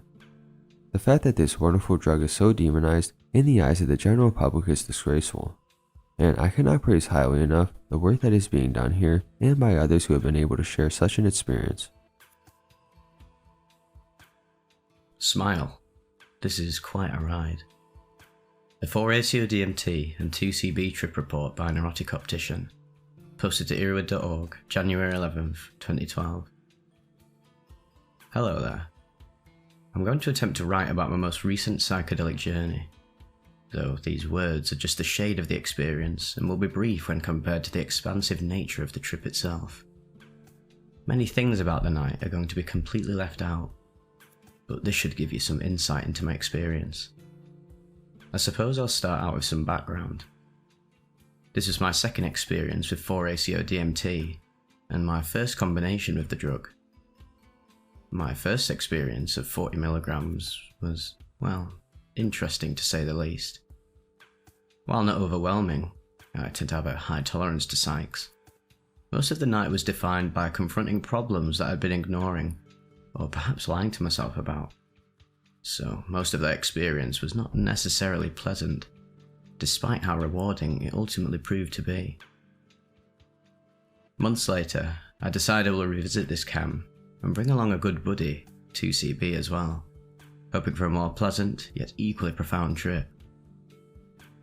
An ice storm rolls through Texas. Class is cancelled, so my Thursday night is now free, and it is the day after my roommate and lifelong friend's birthday. He wants to trip on 2CB, and I decide to join him along with 4ACO. Spontaneous trips, always the best in my experience. It's 10:30 PM, and I parachute 50mg of 4ACO DMT and 18mg of 2CB at the same time on a fairly empty stomach. I begin to load a bowl to smoke once we start coming up, which should be in the next hour or so. Wait, can't be. It's only been 5, maybe 10 minutes now.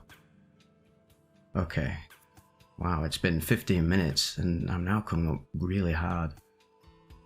What did I get myself into here? I close my eyes and I see visuals more complex than anything I've ever experienced. Vast fields of swirling patterns, columns extending in uniform to infinity and then collapsing on themselves.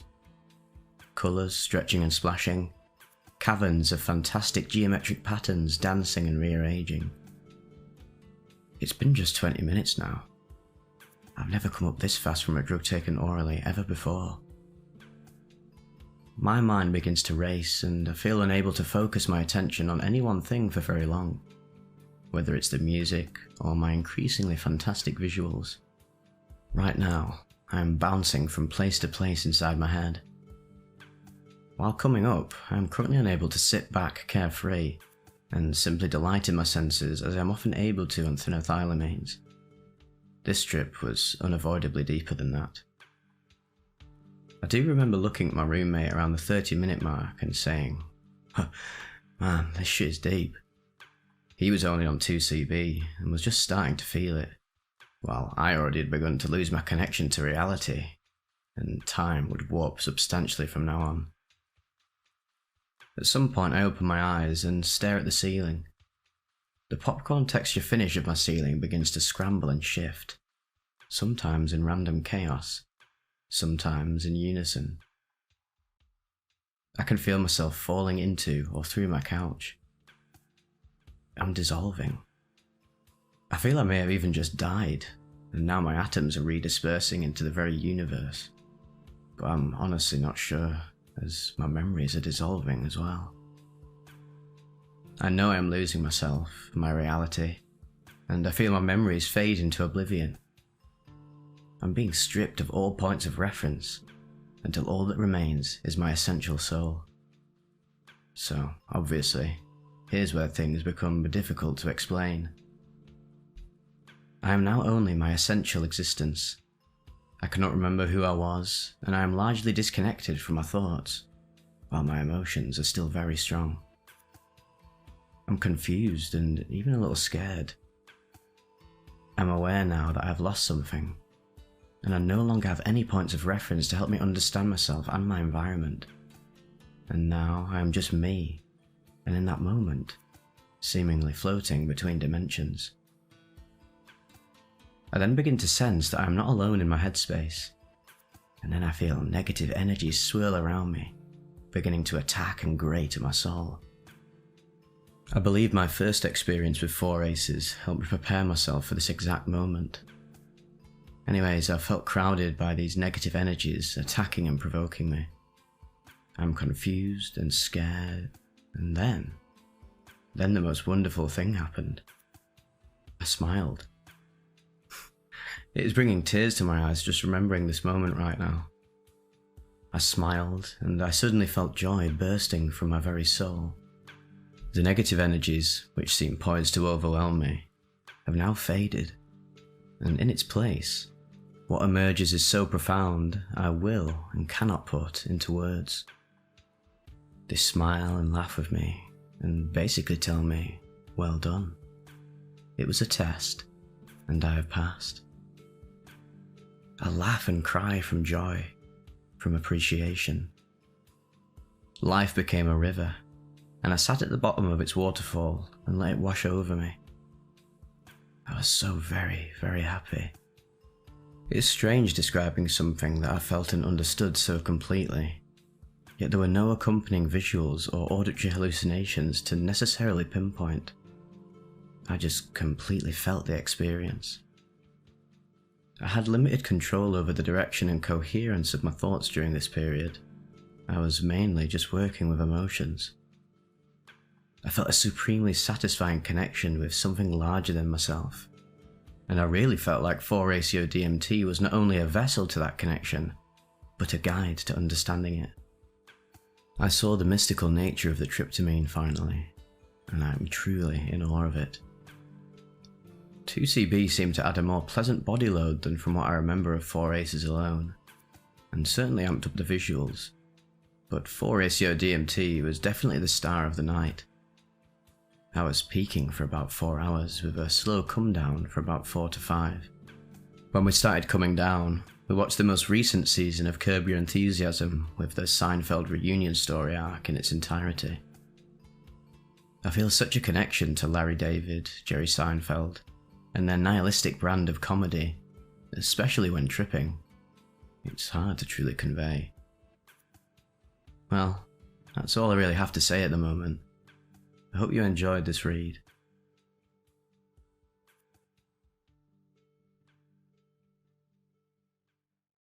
Metavast godlike intelligence. Primary substance 2CB. Secondary substances alcohol, cannabis. Categories: mystical, difficult, combination. Dosages: previous day. T-minus 21 hours. LSD, half tab, approximately 90 micrograms. T-minus 21 hours to T-minus 15 hours. Alcohol. Beers, several.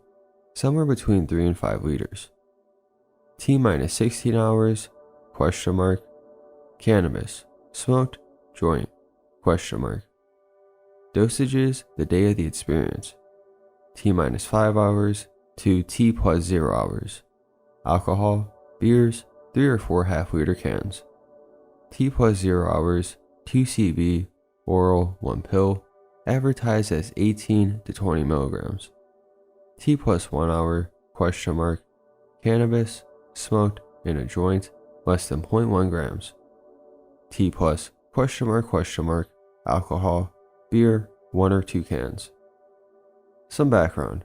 I started using psychedelics about 9 months before, now feeling moderately experienced with LSD, mushrooms, DMT, 2CB, amphetamine, and MDMA.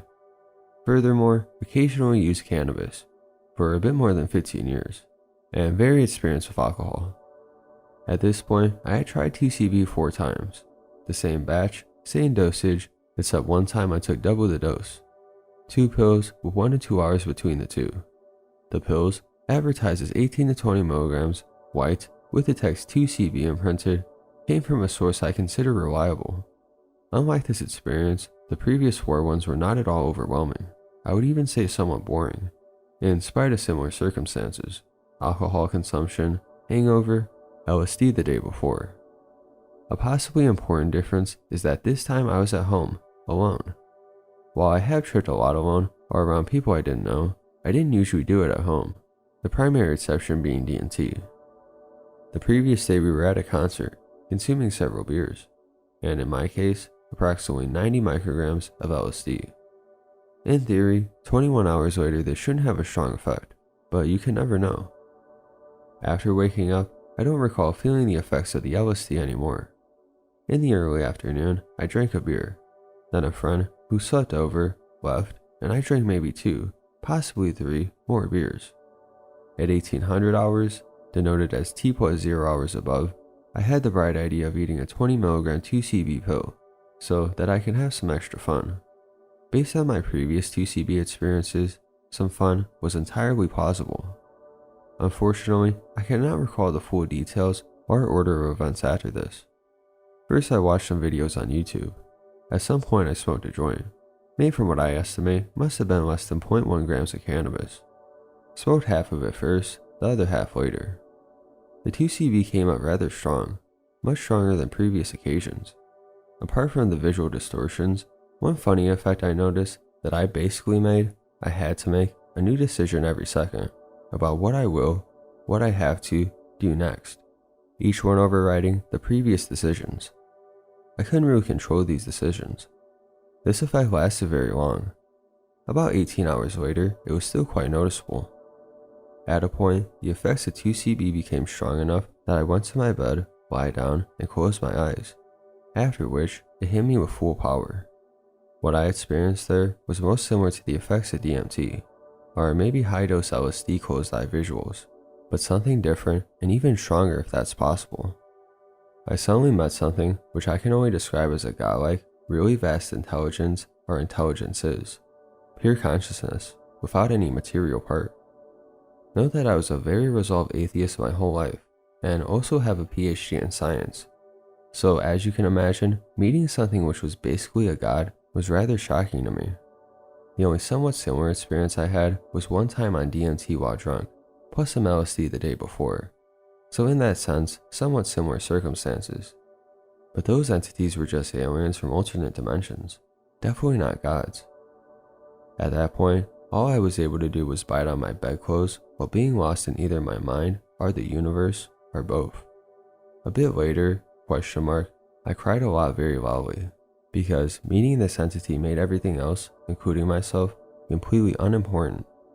Thus my first, and at that point, only question to this entity was, why the fuck do I exist at all? What's the point if such greater intelligence exists out there?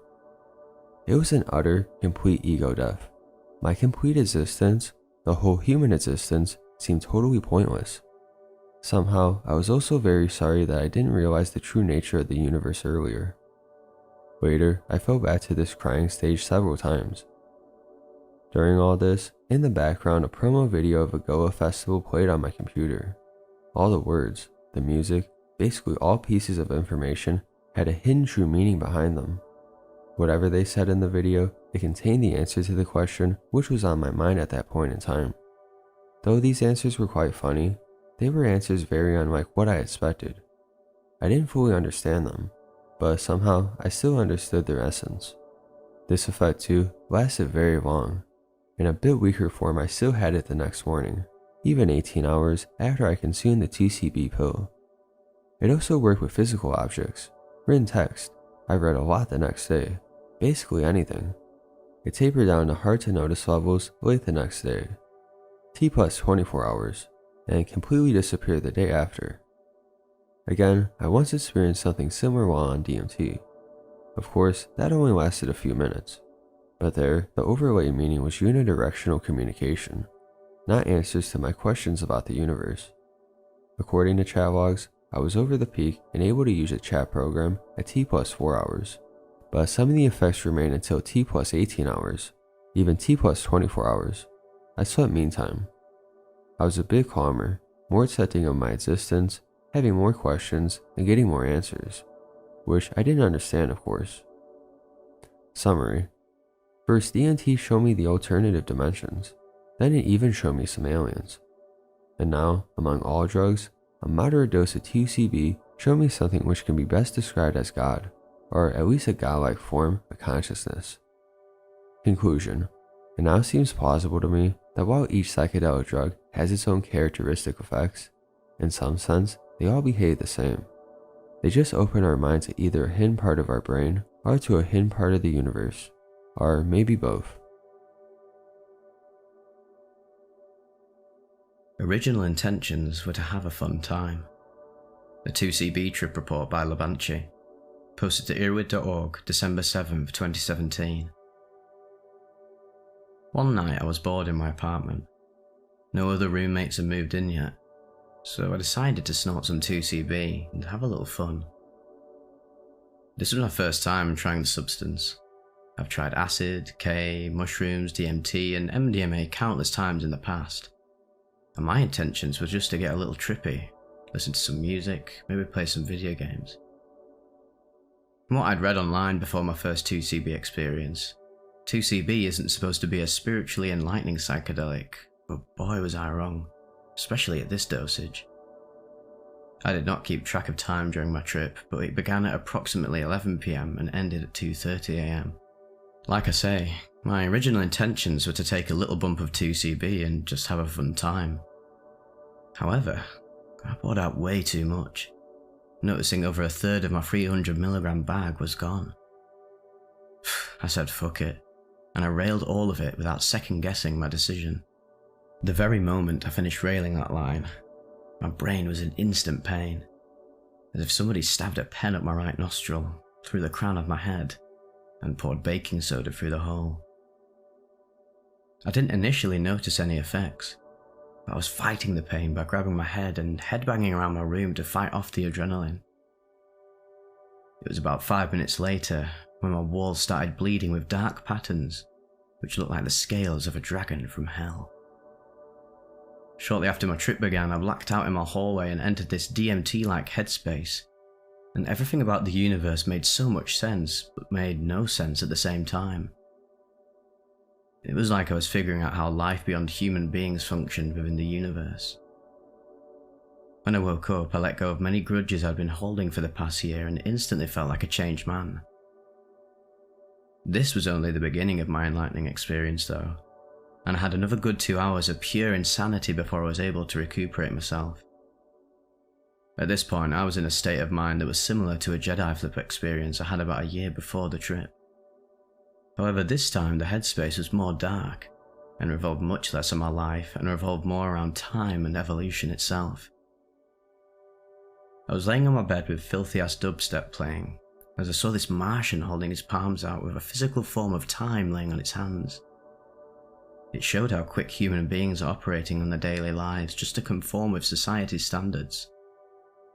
It made me very nauseous, resulting in me running to my bathroom and throwing up everywhere but into the toilet. This incident killed my trip a little bit at first, but I decided to let go of any stress I felt, and sit outside my restroom hallway and ride out the rest of this experience. I kept telling myself I never want to be like many of society's sheeple, and I can achieve my personal goals at my own pace through the power of time, patience, and dedication. I wouldn't consider this a bad trip, nor a good trip, but a trip that I needed. There were moments during the trip when I was able to let my thoughts flow in, and moments where I had to challenge my own mind. It's now been about 16 months ever since this trip. I've never been able to look at humans the same way again after this experience, but not in any good or bad way. I get intense flashbacks of my visuals pretty often, but that has greatly reduced after a 6-month break from psychedelics. I recently broke my psychedelic sobriety by experimenting with 2CB for my second time, and absolutely loved it. I've done 2CB for a total of 4 times now, 20mg orally ingested each time after my first trip, and I've been able to enjoy the drug at a much more respectable dosage. Before now, I've only shared this experience with a few close friends who are into psychedelics just as much as I am. They always ask if I would ever do it again. My response is, fuck yeah.